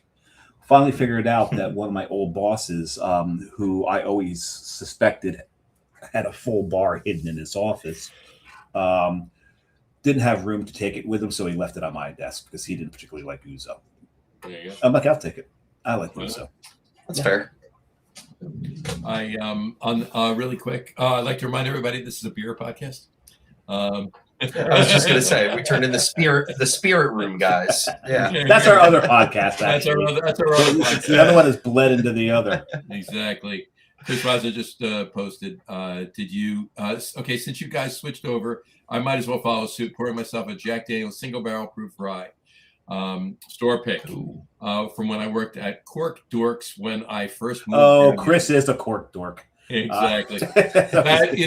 Obviously the barrel picks from stores are different across the board, but that single barrel rye is single barrel proof rye is really good. There's a lot of people. You're talking about Jack Daniel's, so everybody thinks it's just Jack. I was going the same place with a lot of people are not big Jack Daniel fans, but when you start getting some of their upper level, don't even ignore Gentleman Jack. Even get into some of the more outliers, and now you're talking about.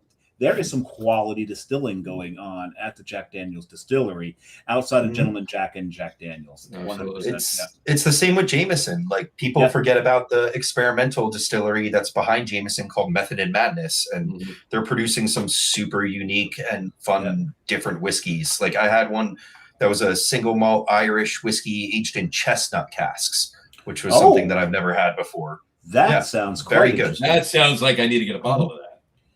Yeah. You can find it out here. Chestnuts in your DNA as well. Chestnuts is a very Italian thing, and it's like a lot of the meals in fall end with roasted chestnuts just being poured on the table. And I do that every single meal. Anytime we have family over, any holiday in the fall, I'm roasting That's awesome. chestnuts. Yeah, so absolutely. Hell yeah. Chris Weiser just said one of the open bottles that my wife won't drink but tells me to finish off. 132.5 proof. He's got a hazmat, folks. There you go. Finish it off tonight. Finish it off tonight. There you go. But yeah, you guys are totally right about the Jack Daniels and things like that. Like there are a lot of what people would consider lower level distilleries or whiskey makers that are just producing like baseline stuff that if you get into some of the other stuff that they're doing, they'll really surprise you. One thing that really shocked me, one of my someone who worked for me for Christmas gave me a bottle. He worked for you for Christmas? Yeah, actually, yes, because they were a temp. They gave me a bottle, and I have elves, and so I looked at the bottle and I tried to hold the look on my face of disappointment away, like, oh, thank you very much. And I went home like, oh shit, it's Canadian Club, but it was Canadian Club 10. So I said, well, let me give it a shot. So I opened it up, drank it. I'm like, I was so pleasantly surprised. Canadian Club 10 is really freaking good. It's actually good. It's Canadian Club. Clean your painting brushes with it. I haven't drank Canadian Club since I was like 15 years old. Nor should you. That it should never be drank. It should be used like any application you have for turpentine. Canadian Club can fill in for it. But Canadian Club 10. That I actually have bought 2 bottles of it since. Yeah, if you're drinking Canadian Club, you better be putting a lot of other stuff in the glass with the Canadian Club. Yeah, like so much ice in it that it flows over the side and there's nothing left. And then just have ice in the glass. Exactly. Yeah. I did when actually that Martinsville Taverna place that I was revamping. They had me going through like, their spirits room and taking a look at what they had there and everything. So as I was designing cocktails and revamping the menu a little bit, and they had some like old bottles that were just tucked behind things, and one of them was like a bottle of Canadian Club from. Had to be some like 93 or something like that. That's just been sitting there for a decent amount of time. I'm like, how will Canadian Club after 10, 15 years taste? And I found out, and not that great. No, I need to clean the chrome on my car. Yeah. Exactly. If you want to go to a bourbon room, and you got to be invited down there, obviously. But if you want to go to a bourbon room in Jersey, you're going to go out to Milford, and you got to go to Descendants at the old Ship Inn. We may know a guy. Yeah. Joe's fantastic, and Joe's a great man. Here's the thing: you go to Descendants. If you want to try Malort, go to Descendants. Joe will pull the bottle out. Oh, I didn't know Joe had some over there. Yeah, It's not there for sale because it's illegal to sell in Jersey. It's not distributed here, but he will pour some for you. Nice. Yeah, I don't live too far from there, and I visited there a good amount of times. I actually did a video on the channel of the 100 Beer Trail Pass after party, which was hosted over at Descendants last year. So, yeah, Joe also runs the World Trades Fair that happens out in Milford, which is a really, really awesome event. So much fun at that event. All the different cultures that show up to that is so friggin' impressive. But next time you go, you tell Joe that the Lager Room guys told you to tell him, pour me some Malort. I will. Can't wait. You got it. I'll film my reaction for you too. Yes, we need that. Yeah. So I've told this story many times on the show, both of our shows.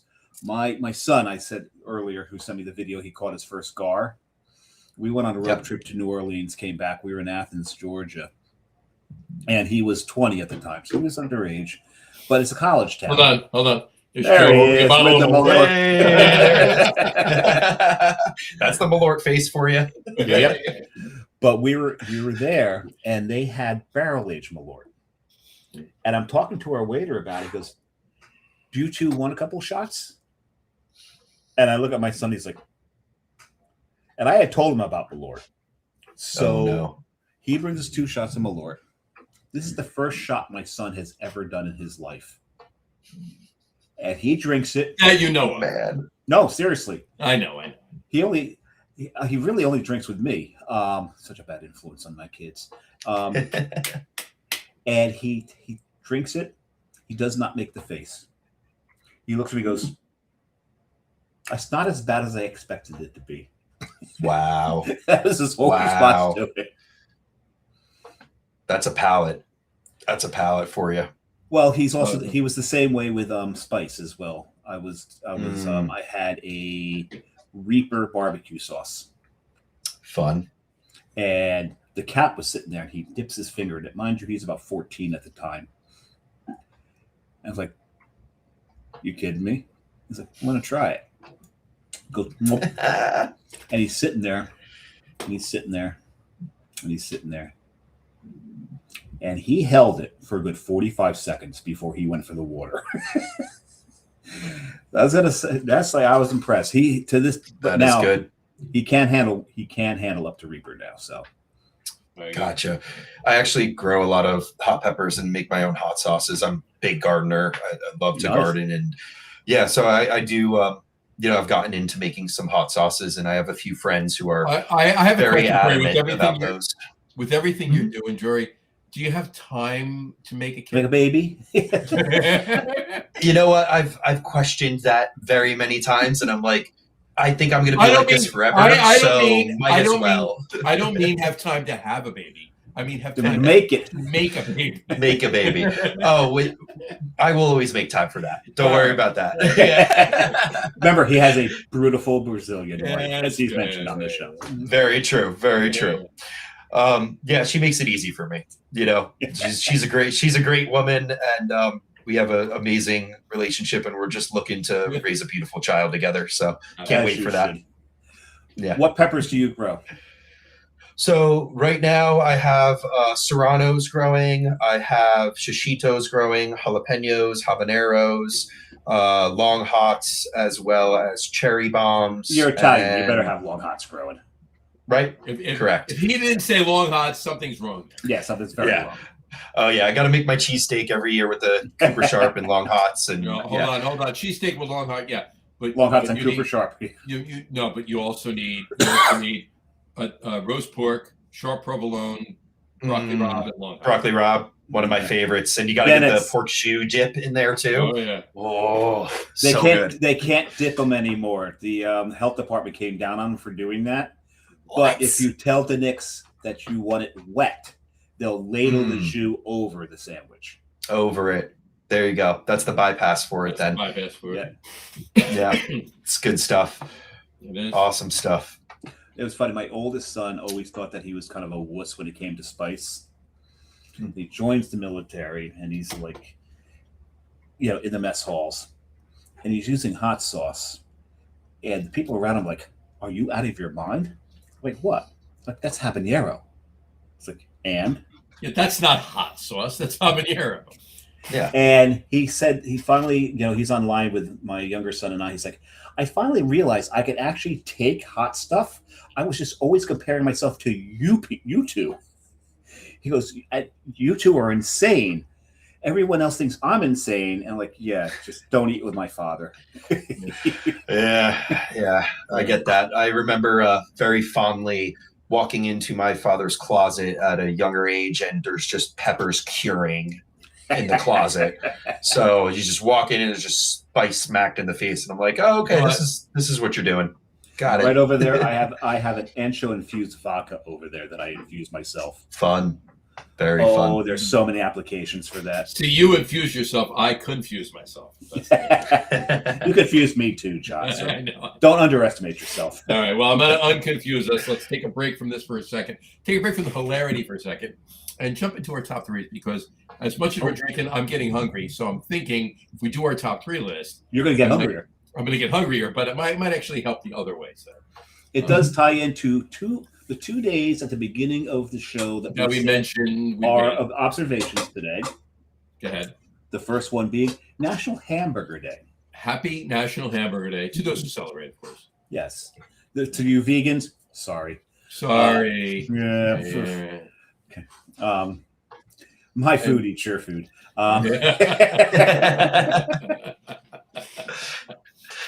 And they have proved that plants can scream in pain. So, Hey. And number two, definitely don't want that tick bug. Sorry, that meat allergy. We're not getting that anytime soon. Do you gentlemen mind if I take a quick bathroom break before your bio break? Yeah. Take your bio break. We'll go and we'll talk about that. We'll talk about the next day while you do that. Perfect. Be right back. All right. And the next day, and there's much to talk to here. It is Try a New Cheese Day. Try a new cheese day. Happy Try a New Cheese Day. Now, this is one of the Pastafarian celebrations. Mm-hmm. The Pastafarians. Pastafarians. There you go. There's no air quotes around Pastafarians. Right. Pastafarians.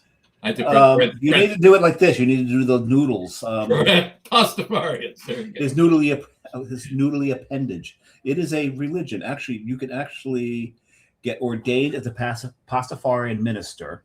Interesting. And actually, within your, with the state and federal, I think apply for tax exemptions based on your religion. Is that right? Not kidding. Not kidding. I thought you were going to say you can get ordained as a Pastafarian minister and actually perform wedding ceremonies amongst pasta.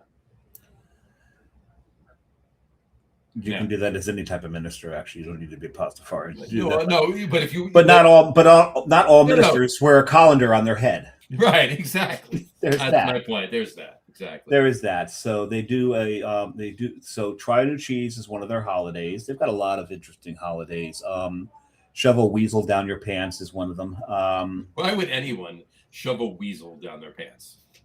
I am not sure. I don't think I would do it, especially after seeing the cover of that Frank Zappa album, "Weasels Rip My Flesh." I don't want a weasel down my pants. Right. I don't think Jory wants a weasel down his pants either. I don't want a weasel down my pants. And now Jory's like, where the hell did this conversation go? What did I walk into? But so it's try a new cheese day, Pastafarian holiday. So and I love trying new cheeses on a constant basis. I could try new cheese every hour, every minute. I could try new cheese. And there's enough cheese styles out there to be able to do that. Mm-hmm. Very true. You find me a cheese bar. You find me a cheese bar, but a cheese store where you can actually sit there and just try cheese after cheese after. I'll stand there for an hour and try every cheese. And I'm going to buy a lot of cheese. I'm spending money, right? But if I can stand there and try every cheese, I'm in heaven. That's lunch, right? I'm good. There you go. Long Valley actually has a dairy that makes their own cheese. Sure. I can't remember the name of them right now. They're not too far from Long Hill Brewing. Okay.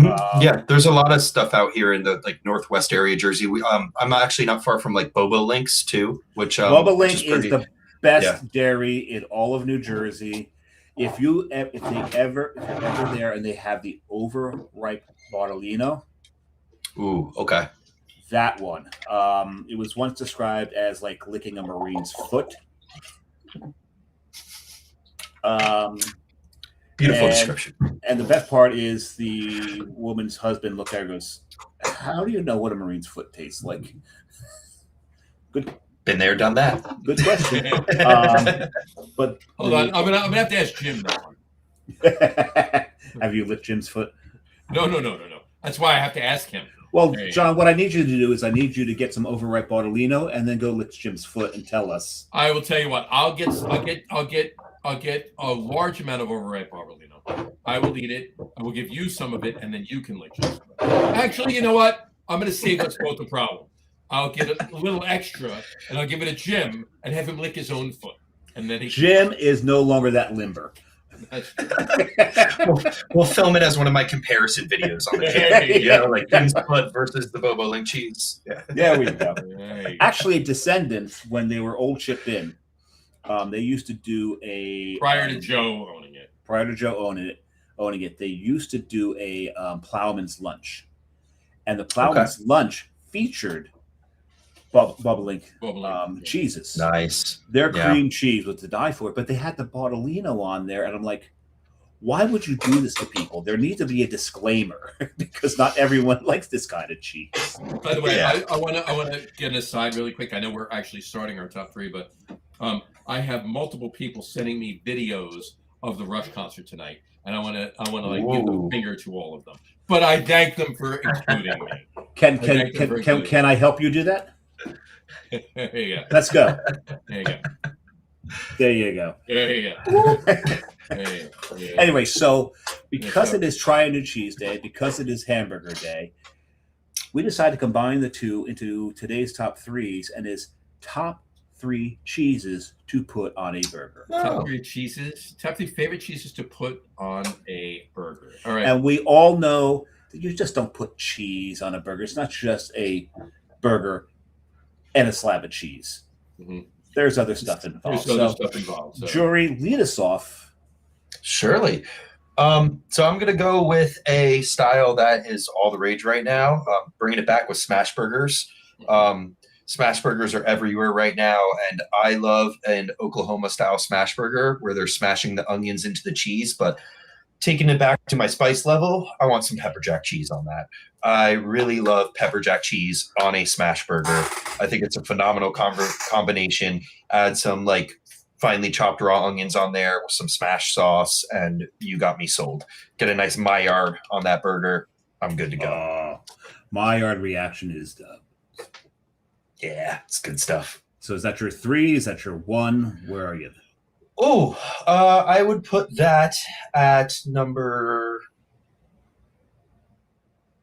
2. What's your 1? So we'll start in the middle. So number 3, would be a French onion burger with Gruyere cheese. Nice. Gruyere, that's a beautiful thing. Yes. And Gruyere and onions, I'm not an onion fan, Mhm.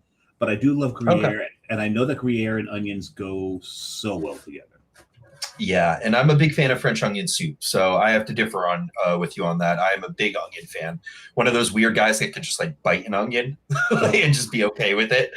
Yeah, Don't get me see wrong. that reaction. Don't get me That's wrong. what I I'm looking love for. onion flavor. I love the flavor. And to me, something should not be crunchy and slimy at the same time. It's a texture thing. I get that. Yeah. I get that. But yeah, I love French onion soup. So with all these French onion burgers that are popping up recently, if you can find a place that's doing it with Gruyere cheese, a really nice batch of caramelized onions on that burger, and then I've had places where they're literally serving French onion on the side of that burger, where you can dip it into the French onion, get a nice brioche bun. Like the smash burger, you got to go potato roll all the way. But if you're doing a French onion burger, nice buttery brioche bun to pair with the Gruyere and the caramelized onion, and grilled right on the flat top. That brioche bun. Yeah, it needs to be brown on the flat top. Fair enough. Definitely. In all the juices and fat that came out of the burger. Mm-hmm. Oh, for sure. Yeah. For sure. So then that leaves my number one.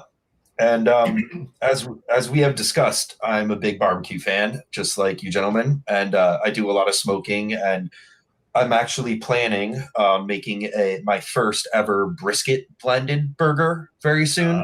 Because I have done a few briskets in my lifetime on my Traeger out here. And starting to like really dial it in and get it where I really like it. So the next time I do this, I'm going to take a nice chunk of that brisket and blend it with some other beef and basically want to create a smoked Gouda brisket burger. I figured you were going with smoked Gouda. Yeah. It's just that like comparison of flavors. When you pair, you either want to go like contrasting or comparing. I mean, there's also, just the very obtuse way of pairing things, which can get very weird, but I really enjoy compare and contrast. I refer to those as the surprising pairings. Yeah. There you go. Like IPA and carrot cake. Sure. Which for some people that works, and that's totally fine. It works in a weird way. Yes. Yeah. Continue. Correct. So I would love to do that with coleslaw. Like I make a really killer coleslaw, a really great mac salad, really great, pasta salad, just being Italian, of course. So I would love to kind of take my pasta salad / mac salad recipe, do that into a coleslaw, add some homemade pickles that I make because I grow cucumbers and I make some like spicy pickles. Of course. Throw those on top of there. Of course I do. Throw those on top of there. Barbecue sauce, call it a day, Yeah. I don't know how I honestly make time for half the shit I do. I do it because I love it and I find the time for it. You know what I mean? Did you learn how to make Did you learn how to make barbecue sauces from Jim Rakeland? No. Oh, no, I look at some of his books. We'll check that out. Jim Rakeland. Yeah. Raichlen. Jim Rakeland. His okay. Some really good stuff. Yeah, definitely going to look into that because I like I said, I've gotten big on barbecuing, and I when you have that vision of something in your head that you've been wanting to do for like 6 months to a year, like a solid time, you just haven't done it yet. You're perfecting it slowly and slowly. That's where I'm at with this burger. So It's going to happen. Yeah. All right. Samurai, you're up. I have an honorable mention. As do I. My honorable mention is just simple Swiss mushroom. Nice. Saute those mushrooms. Saute them in some dry vermouth. Get some shallots in there, as well as tarragon. Tarragon and mushrooms are just the perfect combo. Get those sauteed. Get it so the mushrooms are going to release their juices. When they suck them back in and there's no juice left in the pan, you're done. Take it off the heat immediately. And then you put those, get some nice Swiss. I do like Alpine lace, but if you can get some really high quality Swiss, definitely do that, especially the ones that can melt so well, and put that on there. Or even better, make a Swiss cheese sauce, and then blend the mushrooms in. So that's actually my honorable mention. Like a bechamel with Swiss cheese. Not yeah. But not so much flour. Just Gotcha. Flour. Okay. Heavy cream and Swiss cheese. Just cheese sauce. Yeah. Yep. Yeah. Just heavy cream, Swiss cheese. Melt it low and slow. What is that? Then a roux? No. The roux is the bechamel. Roux? The bechamel is is the made out bechamel. of. Okay. Yeah. Gotcha. That's your flour and butter to make the roux. Then you add your cream to make the bechamel. This leaves the flour and butter out. Just put the heavy cream into the Swiss, melt it down nice and slow. Then throw your sauteed mushrooms into it. Put that over the burger. Get yourself a whole roll of napkins or paper towels. That one's gonna. I gotta try that. That sounds awesome. That's my that's actually my honorable mention. I'm probably gonna steal one of John's in this. You already have. Okay. My number one, I'm probably going to steal one of John's. My number three is actually a black and blue. So black and blue is a heavily peppered burger patty, and you put, so you got to put Chris Weisner's comment up there, Johnny. I will do that because he's echoing me here. Gorgonzola picante. Now, to just sit and eat a gorgonzola, I like the gorgonzola. Gorgonzola picante, Munster, almost any good. See, I put these up after I'm done. But thank you for letting me do that now. Well, because it's part of that. Hey, this is because you like to go last because you have to have the last word. So fuck you. I'll go first next week. That's it. There you go. Yeah. And then so you can't bitch if you always save yourself for last. But John likes to save the best. I like to save myself for us, not. Oh, it's you're sacrificing. I see. Anyway. You're a goddamn. No. I'm kidding. No, Gorgonzola picante is fantastic. I love picante. It's good. But on that black and blue burger, Gorgonzola picante, absolutely. Yeah. To just sit and eat, I prefer Gorgonzola dolce. I like the sweeter Gorgonzola to just sit and eat. But picante. If you're well. You're 100% right. If you're just eating the cheese, it's the sweeter one. But if you're eating it with meat, it's the picante. Like prosciutto, picante. Mm-hmm. Yeah. Mm-hmm. So, but any blue cheese, except for maybe Maytag Blue, I'm not a fan of Maytag Blue. But almost any blue cheese over a heavily peppered burger. Is that Fritz Maytag? Yes, actually, it is. Believe it or not, it's the same Maytag family as an Anchor.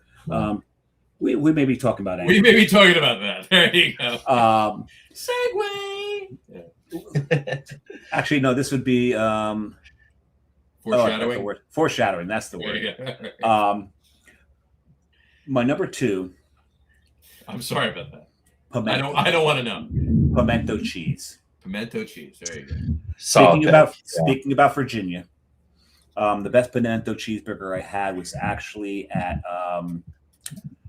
what's the brewery that makes sexual chocolate? Down in North Carolina.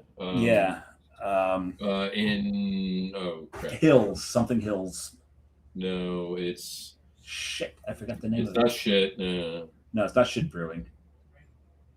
They're in never mind. Foothills. I said Hills. You said no. Yeah. Foothills Brewing. One of the best pimento burgers I ever had was actually at Foothills Brewing. Nice. So that's you know what? Holy shit. You're right. Because I actually had the right there. I had Foothills. I did. You're right. That's a fucking good burger. That's a fantastic burger. Really yeah. That's a good call out. Yeah. Pimento with hot honey is like a combination that I adore. I haven't had it with hot honey. I gotta try that. Carrie actually give that a whirl. Cheese every now and then, and we'll take honey and we'll put we'll set it aside with chilies in it. And there you go. Not chilies we've grown ourselves because we live in an apartment building. We can't do that. And even we have a fire escape for you, can grow. We do have a fire escape, and Jory's very active. I'm more considered sedentary.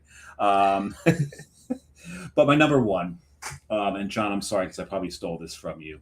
And it's a nod to Barnacle Bills in Rumson, and you just take a nice charred burger off the grill, put some bacon on it, and slather it with cheddar cheese sauce. And I'm a very, very happy samurai. That's my number one. It's simple, but it's delectable. It sounds like something that would fit really. I saw this weird press recently that turns burgers into what they call UFO burgers, where it kind of like pockets them. So if you use something like a cheese sauce or like a cheddar cheese sauce in the burger, it would kind of condense it into it. That's not the point of this burger. Really unique. The point of this burger is to Messy. make it so that you need to shower when you're done. I love that. Yeah. The cheese actually not only covers your hands, it drips up your arms. Yep. And onto your shirt. Down your lap. Legs. Exactly. And there's only one beer to wash it down with. And that's O-Dub. It's O-Dub. Because they are on tap at Barnacle Bill's. There you go. And the best way to do it is to go with John Hall, and Augie Carton. And what did you guys do there?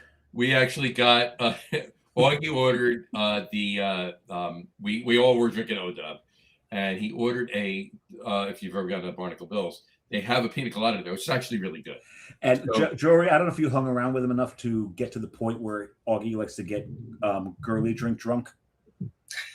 I've heard of this. yeah. So, but we actually did we took a pina colada. We actually took O-Dub and floated the pina colada on top of the O-Dub. Wow, that's fun. And drank that, yeah. O-Dub was actually my first New Jersey craft beer. I got to be honest with you, it was actually good. I'm surprised. I can see it working somehow, and John with all the sweet and then the balance of O-Dub, it could work. Yeah, I have a picture of it.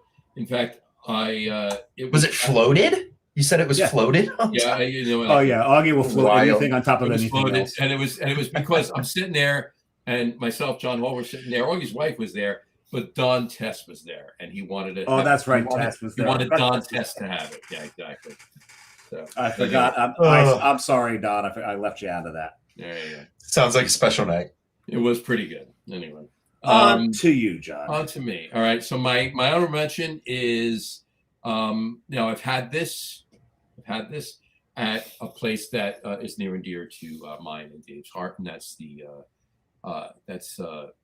Cloverleaf Tavern in Caldwell, New Jersey. You forgot where you lived? Yeah, exactly. Which I used to be able to. It was 3 blocks from my house. I used to be able to walk there and crawl home. Yeah. All right. So. Well, walking there took him 5 minutes. It was 20 minutes to get home. The difference was staggering. 20. The difference was staggering. No, it was like 45 minutes to crawl home. It was your Sterling Hotel to me. Exactly. Yes. Yeah. So that's the 50-50 burger. We keep this up. I'm going to finish this fucking bottle tonight. Right. That's the 50-50 burger. So it's 50-50 beef and bacon. Okay. So it's 50. But this is about cheese. So I'm getting there. Okay. That particular burger, Munster cheese on it. A lot of Munster cheese on it. We made cheeseburgers for dinner, and I opted for Munster on mine because it was between that and Borden's. I actually had Munster cheese for lunch. I actually had 2 open face grilled cheese and bacon. Open face grilled cheese and bacon. I'm going to say open face liars, but open face liars.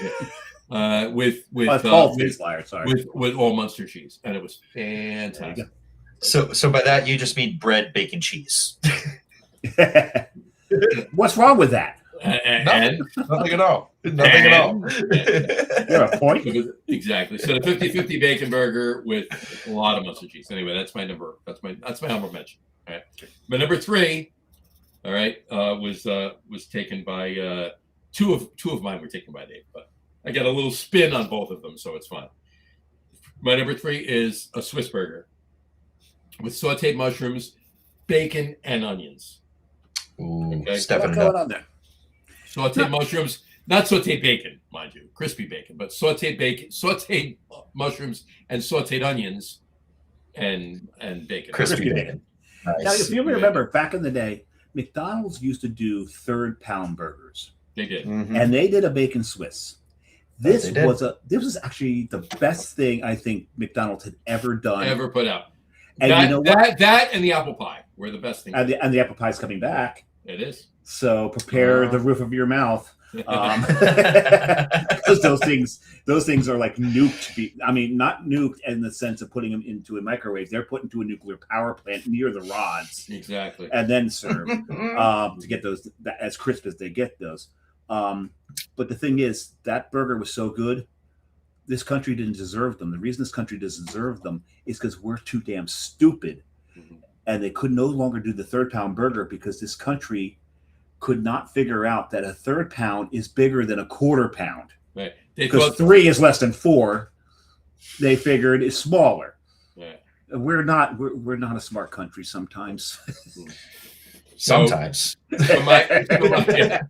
So my Swiss burger with sauteed mushrooms. One of our rules is no politics on the show. Yeah, no politics. No politics, no religion, no math. You ain't getting that from me. You're all good. No politics, no religion, no math. There you go. No, I love the no math. That makes so much sense. And I just skirted the no math rule, but exactly. So anyway, my Swiss burger with sauteed mushrooms, sauteed onions, and bacon. The best one I've ever had was at 381 Main Bar and Grill in Little Falls, New Jersey. Good pizza there too. Which is no longer great pizza there, which is no longer there. The bar, it's because the bar staff was awful. The bar staff, no, they were fantastic. Please. They were fantastic. John was the bar manager, and his better half was the lead bartender. Fantastic. Anyway, moving on, my number 2, sharp cheddar. Okay, Cooper sharp Sharp? cheddar, Cooper Sharp, of course. Right. Is there any other? Is there any other? Right. At this point, but with frizzled onions, bacon, and barbecue sauce. Okay. I like the frizzled onion touch. Frizzled onions, bacon, and barbecue sauce. Even I will eat frizzled onions. Better known as you've taken the slimy out, right? Better known as the cowboy burger. Yeah, not a cowgirl burger. They're not a cowgirl. That's a whole different thing. That's a whole other thing. So onion rings you won't do because they're slimy sometimes too. I actually can eat onion rings. Oh, okay, all right. Funny because Carrie knows that I hate onions. Every now and then she loves onions, so she'll order onion rings. And every now and then I'll just like reach and grab one. She'll be like, but she's used to it now. But at first she was like, what? I love onions. I'll take a red onion. I'll peel it. I'll just take a bite of one. It's so you're like me, man. Yeah, but that cowboy burger sounds great. That's awesome choice. Fantastic. Cooper Sharp, frizzled onions, bacon, barbecue sauce. Best cowboy burger I've ever had at the Irish Rail in Manasquan, New Jersey. Where Jess works. There you go. It's your number. All three of yours. But it has nothing to do with her. She's not making it. All right. Well, this is true.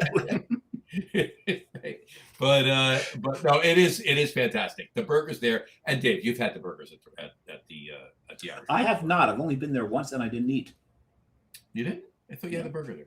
I did not. Interesting. All right, but they're fantastic. They're known for the burgers. I drank a lot. An Irish bar, well, of course, but an Irish bar known for their burgers. It's amazing. So, but my number one, a bar with a never mind. Go ahead. I know.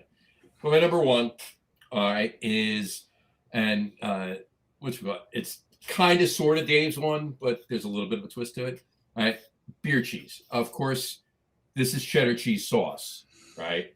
Because you're not using American cheese or Swiss cheese for beer cheese, right? They're using damn good cheddar. Using damn either Wisconsin or right from England. But it's not just cheddar cheese sauce, beer cheese, okay? Beer cheese with bacon and raw onion. Okay. So you got a lot of onion going on in your shit. And a lot of bacon going on. And a lot of bacon. All right. And the best one I ever had is right over here. And it was made mention in a top 3 list a few weeks ago, a few weeks ago. Dive bars. And that would be Broadway Bar and Grill in Point Pleasant, New Jersey. That burger is I could just keep eating those burgers. Like you'd have to roll me out of there until his aorta exploded. You'd have to roll me out of there if you didn't stop me from eating. Yeah, they just kept coming. I keep eating. Now, am I wrong? Some of the best burgers on the planet are grilled right behind a bar. That one is. That one is. That one? Yeah, like white manna and yeah. Mm-hmm. Well, there's no bar there. We're talking about an actual bar serving bar. Yeah. It was a bar, so It's I a get where bar. it's They're going. just So- not serving alcohol, but yeah. No, I'm talking about an alcohol bar, like you I have, get you. What Barnacle Bill's. The Barnacle. grill is right behind the service bar. Yeah. Have you been to also- Corkscrew in the Heights? They do that. That's fantastic.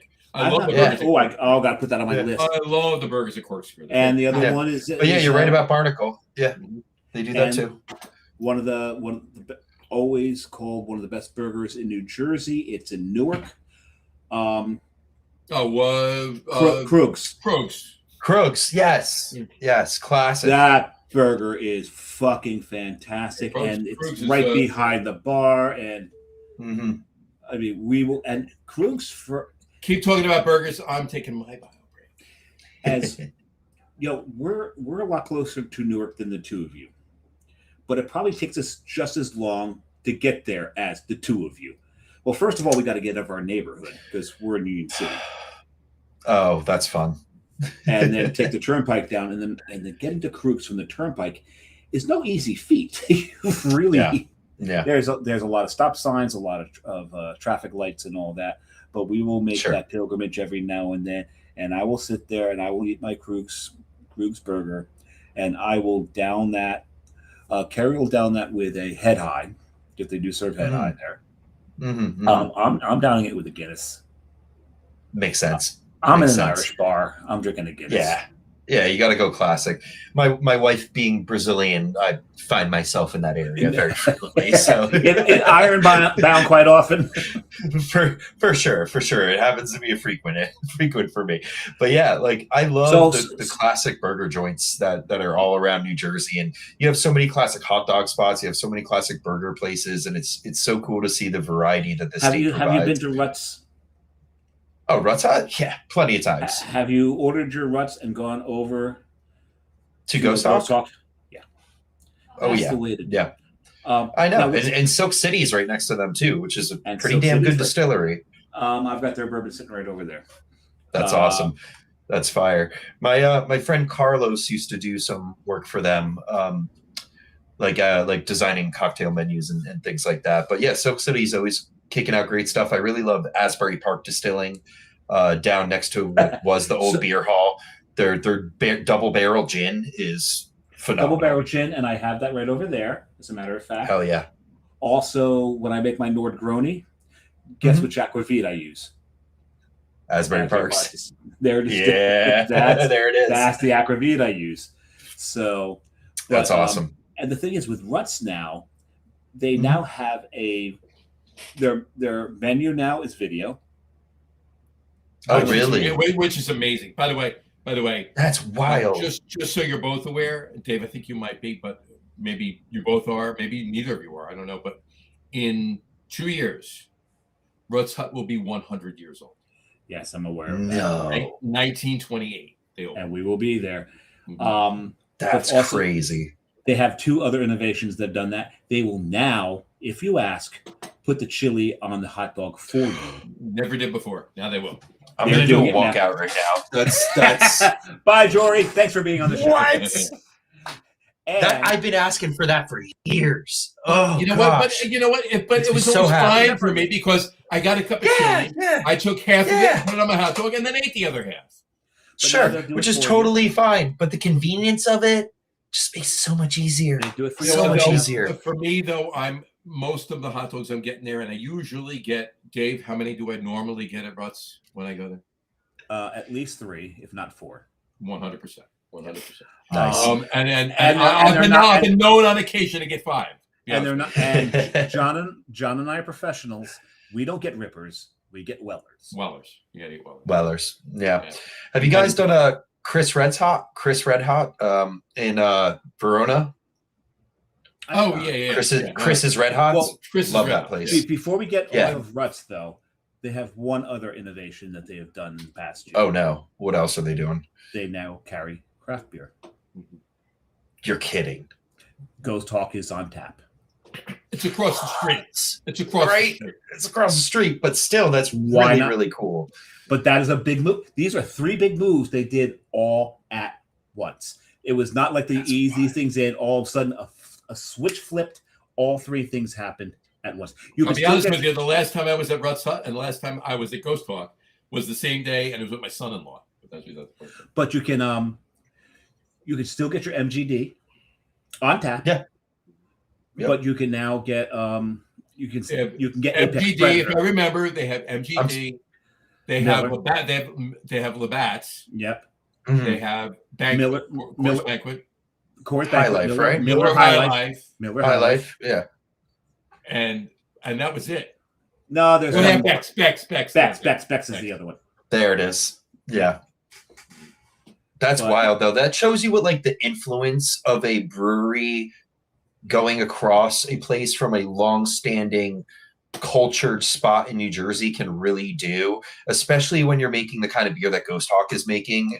It's just that makes me so happy to see, like, an old facility like them really taking in something new like that. That's amazing. And I just saw Steve this Saturday. They were at pizza party. Ghost Hawk was a pizza party? Yes. That's awesome. Yeah. That's awesome. He may make a showing on the show within the next 3 weeks or so. Hey, you're bringing him on the 18th? I maybe bring him on the 18th. And Justin, what are you going to have? Like a free for all? Well, Justin's going to be the co-host.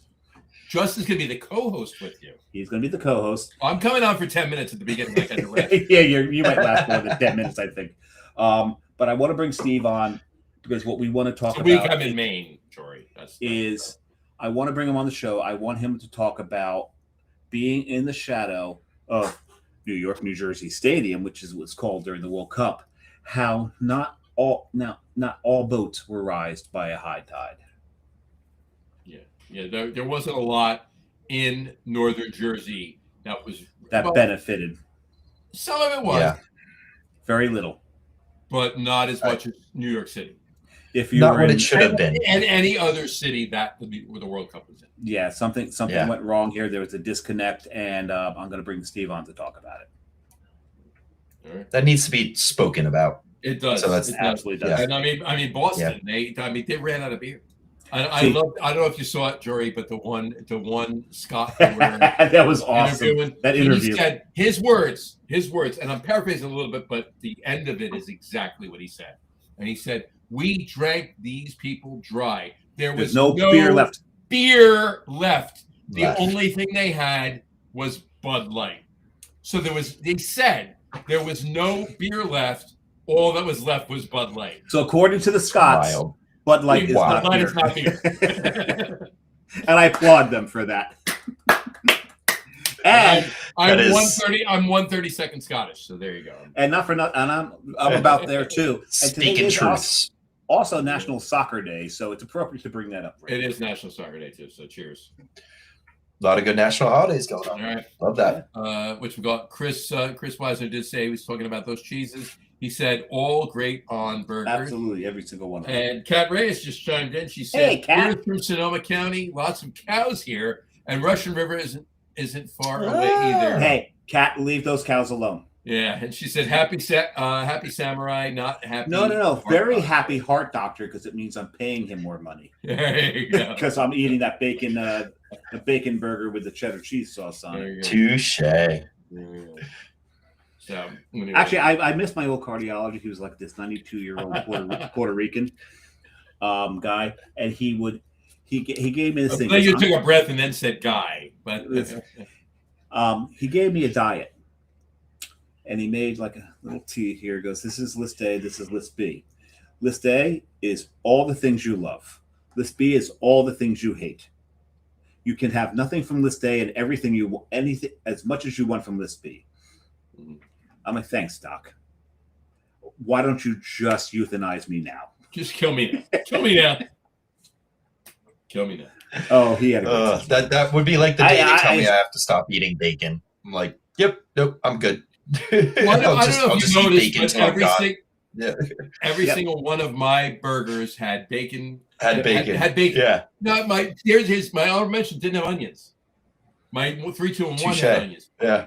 All 4 of so the reason I left bacon off all my burgers is because, like, when I have burgers, I like to let the meat really, like, speak for itself.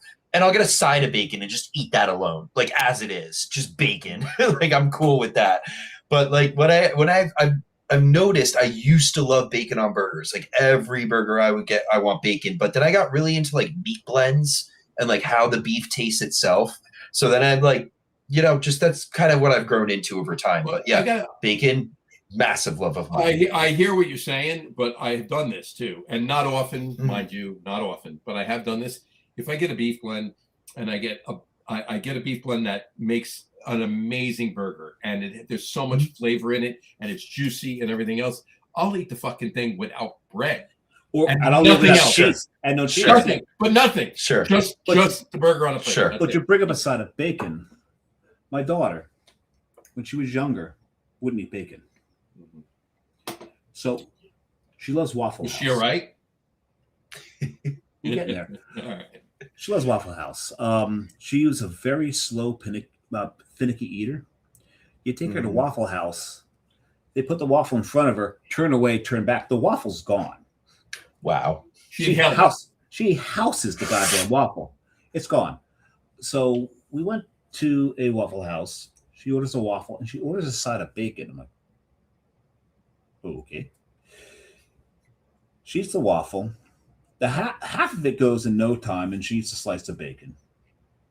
And she eats the other half of the waffle. And I'm thinking, I'm getting 2 slices of bacon. I'm getting 2 slices on top of the 3 slices that I had gotten.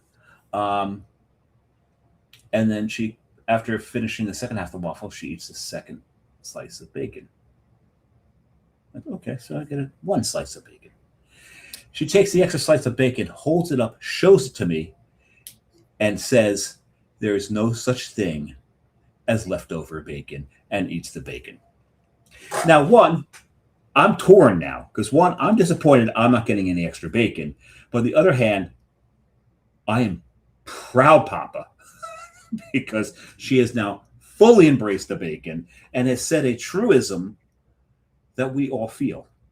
There is no such thing as leftover bacon. There is no such thing as leftover bacon. She turned into Confucius there for a moment.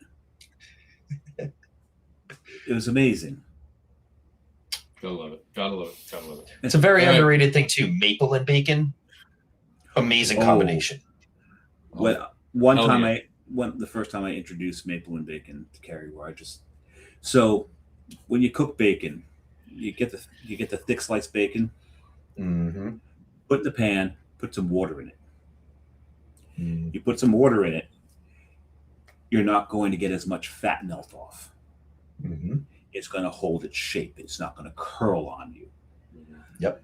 And then, just as most of the water's gone, drizzle some maple syrup over it. Let that sit. Let that Maillard reaction occur. It's the second time we mentioned Maillard today on the show. Let it crystallize onto that bacon. Warstein is going to be on the show in September. I think we might mention it that night too. Yes, we might. And then serve that to those you love. Those you don't can go fuck right off because they don't deserve it. Ready for this? And I've done this many times.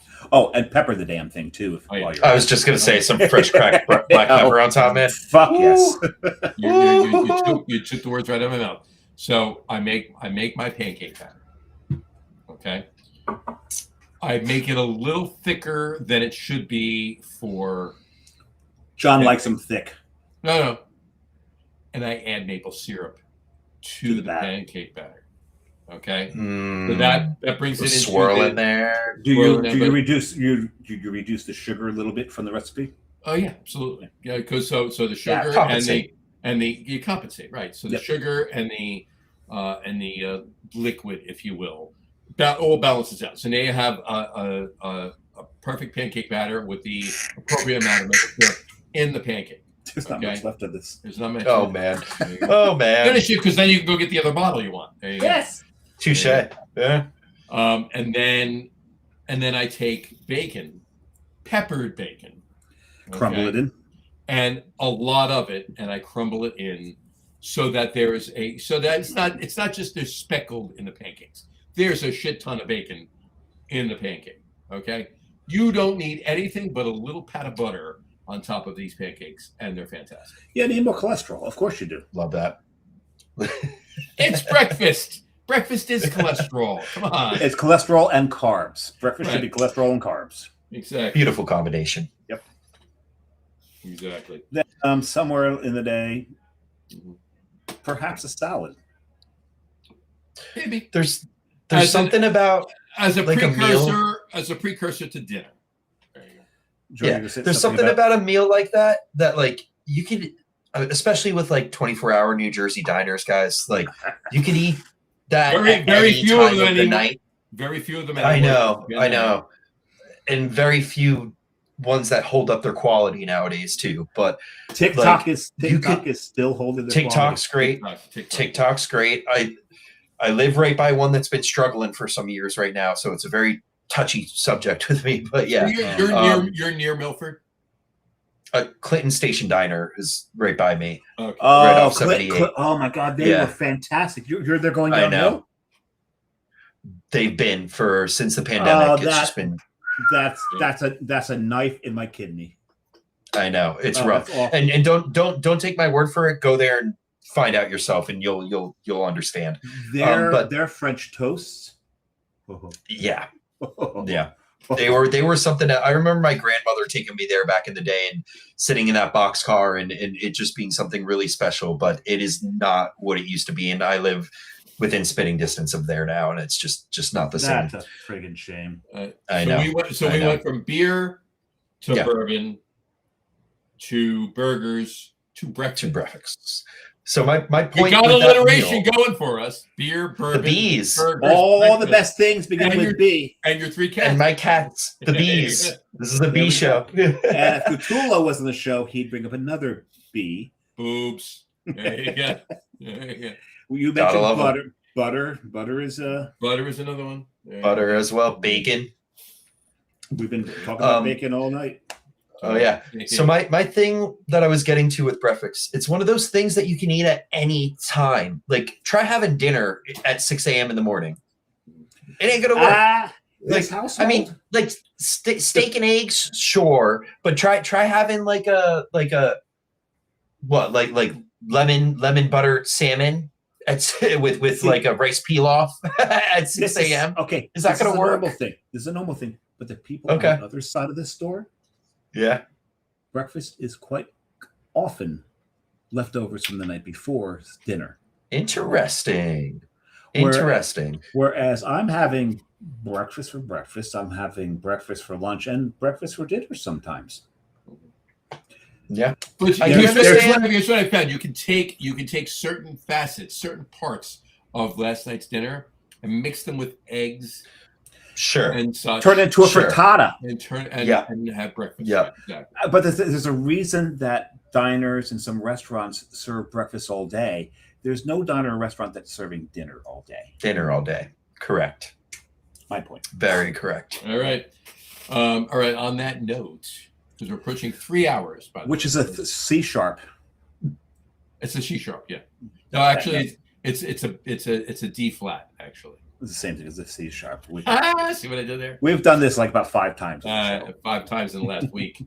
Anyway, so what's coming up for? Yeah, because we got to let Jory go. He's got a baby to make. He's got a baby to make. Exactly. Touche. And we want to talk to him for a couple of seconds after we sign off too. So there we go.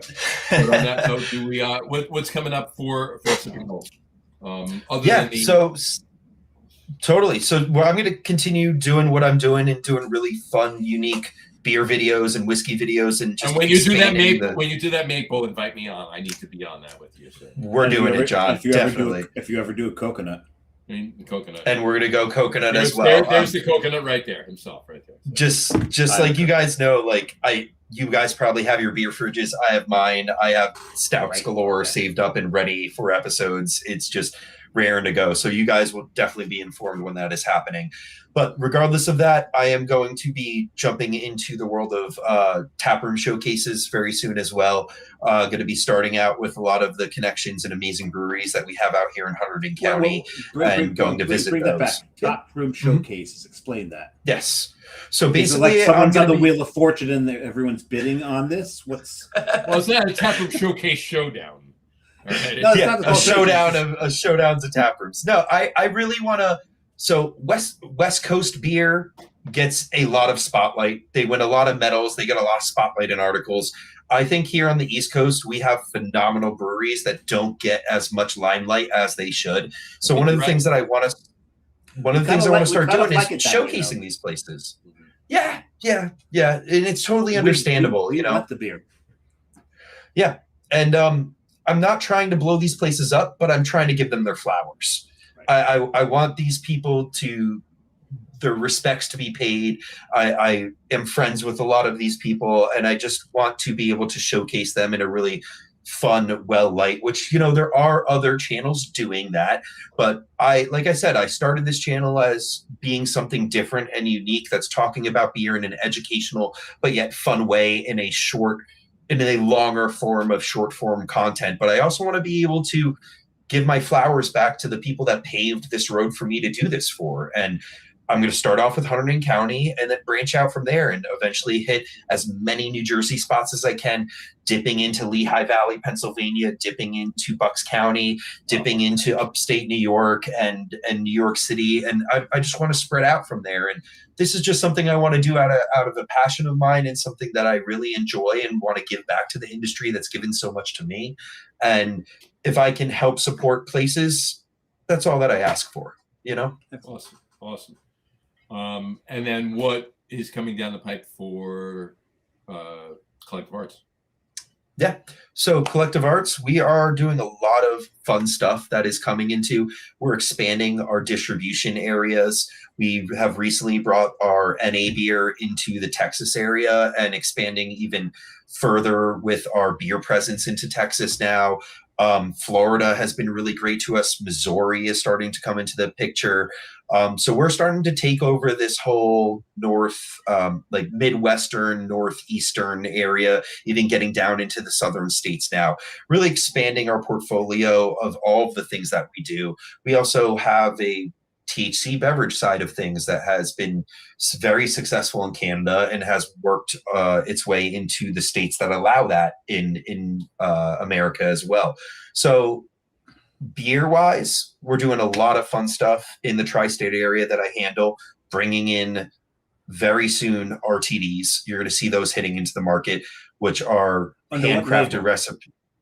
So that's under Collective Arts. Okay. The THC side is its own thing. That's under Collective Project, but it is directly derivative of Collective Arts. The RTDs that I was just speaking of are Collective Arts. Those are under the Collective Arts banner. From the distillery part of the Correct. And designed by our bartenders up in the Hamilton area. Really unique, fun cocktails at a very similar statute to that Dogfish Head bar cart kind of stuff that you're seeing out there nowadays, with not just they're not all vodka cocktails. We have rum based, we have tequila based, we have vodka based, we have gin based. So we're hitting that whole spectrum and doing really unique flavors and combinations, which is something that, as Dave spoke to before, we're well known for doing. Well, to your point on that, I mean, from me personally, I mean, vodka canned cocktails are a dime a dozen. Obviously, if you do them well, that's fine. And they're obviously going to rise above the rest, right?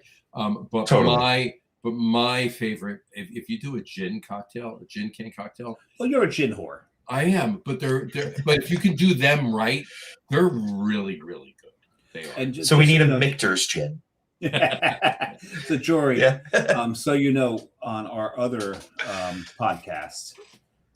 John and a Chaser. John and I have talked about RTDs on the show, and considering this is a cocktail podcast and it's all about us creating creative cocktails from scratch with challenges. We talked about that's awesome. We're like, RTDs don't belong on our show. However, one thing we did discuss is bringing an RTD on the show, honestly rating it, which is probably not going to be all fantastic. And then, it might be, it might not be, depends on how good. It depends. And then there's some out there that. Yep. But then creating that cocktail. Creating that cocktail ourselves. And proving and showing to our audience. I love that. You're just fucking lazy. Accurate. There's a reason Tito's doesn't touch it. Yep. Yeah. I mean, we could speak for hours on that company. So it's very possible that if we do that show, we get Jory on for that. I would love that. We could do that. I would love that. You could do that. I could. We'll do that with some Collective Arts, and we'll give them. Well, no. I don't want them on with Collective Arts RTDs. I don't want to rip. I don't want to rip the Collective Arts RTDs. Well, here's the thing: it depends if we're going to rip them or not. You know, they totally. But be good. I would also just love. Like, listen, guys. Like, I have a 600 plus unique cocktail recipe Bibles and books that I've created throughout the years. I have been doing this for a long time, so I would love to showcase just what I can do for y'all and your palates too, as well. You know, like let's taste the Collective Arts cocktails. Let's taste the Tip Tops. Well, no. Let's taste all the other ones out there. Jory, I don't want to get you fired. I don't want you to riff off. I don't think it's getting fired. No, you're good. What I want to do is I want to bring one of the other RTDs on. We will not let anybody know he's from Collective Arts, that it's the competitor, but to bring another RTD on. What I want to leverage here is as long as none of them are watching this show and they're watching. Yeah, there you go. But I want to leverage his cocktail creation experience, his mixology experience, pardon the term. It's out there. It is what it is. To leverage that against another RTD, so the three of us are sitting there going, okay, you just did a Bahama Mama. Okay. That's not what a Bahama Mama should be. This is what a Bahama Mama should be. This is our three takes on it. For sure. But we would do something along the lines where one of us does the actual classic, the actual and then a riff or a spin. Yeah. And then we do a couple of riffs. And of course, every time either Johnny or I would do the classic, we always are going to want you to do the riff. Yeah. Sounds fun to me, man. Sounds fun to me, and that's what we do. When the two of us do, one of us does the classic, one of us does the riff, and you always do the riff. Sure, I'm totally open to that. I think that's what we need. I think we have the show, John. I think it's a good idea. I think we need to do that. Let's book it, boys. It works for me. All right, so stick around. We'll talk a couple of seconds after we sign off. On that note, though, we will wrap up the show for today. We want to thank everybody for watching. The hell was that? Oh, that's me opening the cork to finish this fucking bottle. So not for nothing, that conversation should have been after we signed off, right? Probably should have. You get a little sneak preview of what's to come, guys. There you go. Things to come. But on that note, we will wrap up the show. I can't believe I fucking killed this bottle. I can't believe it. I do believe it. I knew it was going to happen. We want to thank everybody for watching. And for those we're testing this thing again. There we go. Putting it to the test. And for those of you, it's not. And for those of you just listening to the audio podcast, thank you for listening. Don't forget to visit our website, www.lagerroom.com. That's LAGERROM.com. And please remember, like us and follow us on all of our social media, Facebook, Twitter, Instagram, and of course, our YouTube channel. All of them are at. And also like and follow Golden. Yeah. Sippin Gold Sessions, guys. I didn't get there yet. I didn't get there. Well, I want to throw it right in here where it's irrelevant. I didn't get there yet. But that's fine. Do it, you fuck. Like and follow Jory on Sippin Gold Sessions. You need to do that too. On Instagram, Facebook, YouTube. And YouTube. There you go. Anyway. Thanks, guys. Not TikTok. Anyway. No, not TikTok. Nope. No, not TikTok. But go to the TikTok diner. Go to TikTok diner. They're still open 24 hours. There you go. 24 hours. Yeah. There you go. See that? All right, so we do that. Anyway. And get the Jersey plate, because the Jersey plate is pork roll and cheese with disco fries. Oh yeah. That's a Jersey plate. There you go. Yeah. Jersey speed. Yeah. Oh yeah. Anyway, to continue. I love derailing them during this. You got it. Remember, we go live with video podcasts on Facebook, YouTube, X, and Twitch every Tuesday night around 6:30, 7 o'clock Eastern Time. And for those of you who just want to listen to the audio podcast, you can do so on our audio host, Spreaker. as well as iHeartRadio, Apple Podcasts, Spotify, Odyssey, Audible, Pandora, Amazon Music, YouTube Music, iTunes Music, TuneIn, Podcast Addict, CastBox, Teacher, Podchaser, and Listen Notes. Pretty much anywhere you can find audio podcasts, you will find the Logroom Guys Craft Beer Podcast. And if you haven't done so already, please subscribe to one or more of those feeds, and you will never miss a show. Again, thanks for following along with us. Have a great rest of your week. Have a wonderful weekend. Jory, 100%, thank you so much for coming on the show tonight. We really appreciate it. Fantastic show. Great show tonight. Thank you for everything. Thank you. It was a pleasure. More on that coming, obviously, that you heard a little teaser of what's to come on the other show. See. But we'll talk. We'll talk about that once we sign off. And if stay tuned. And if your first child is a boy, it should be named Austin. Austin, there you go. Ooh, making a strong case of that. Great whiskey and smoked meat. Austin Vigliotti. Hey, it has a ring. Vigliotti. It's interesting. We went to Austin and we wanted to go see a show, and because Austin's a music city. Yeah, big time. And the show we saw was Austin, Georgia. Because it was Austin, we could see. He surprised the hell out of us, and he's from New York State. Wow.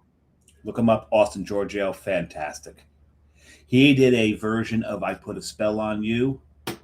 Ooh, that is, it put a spell on you.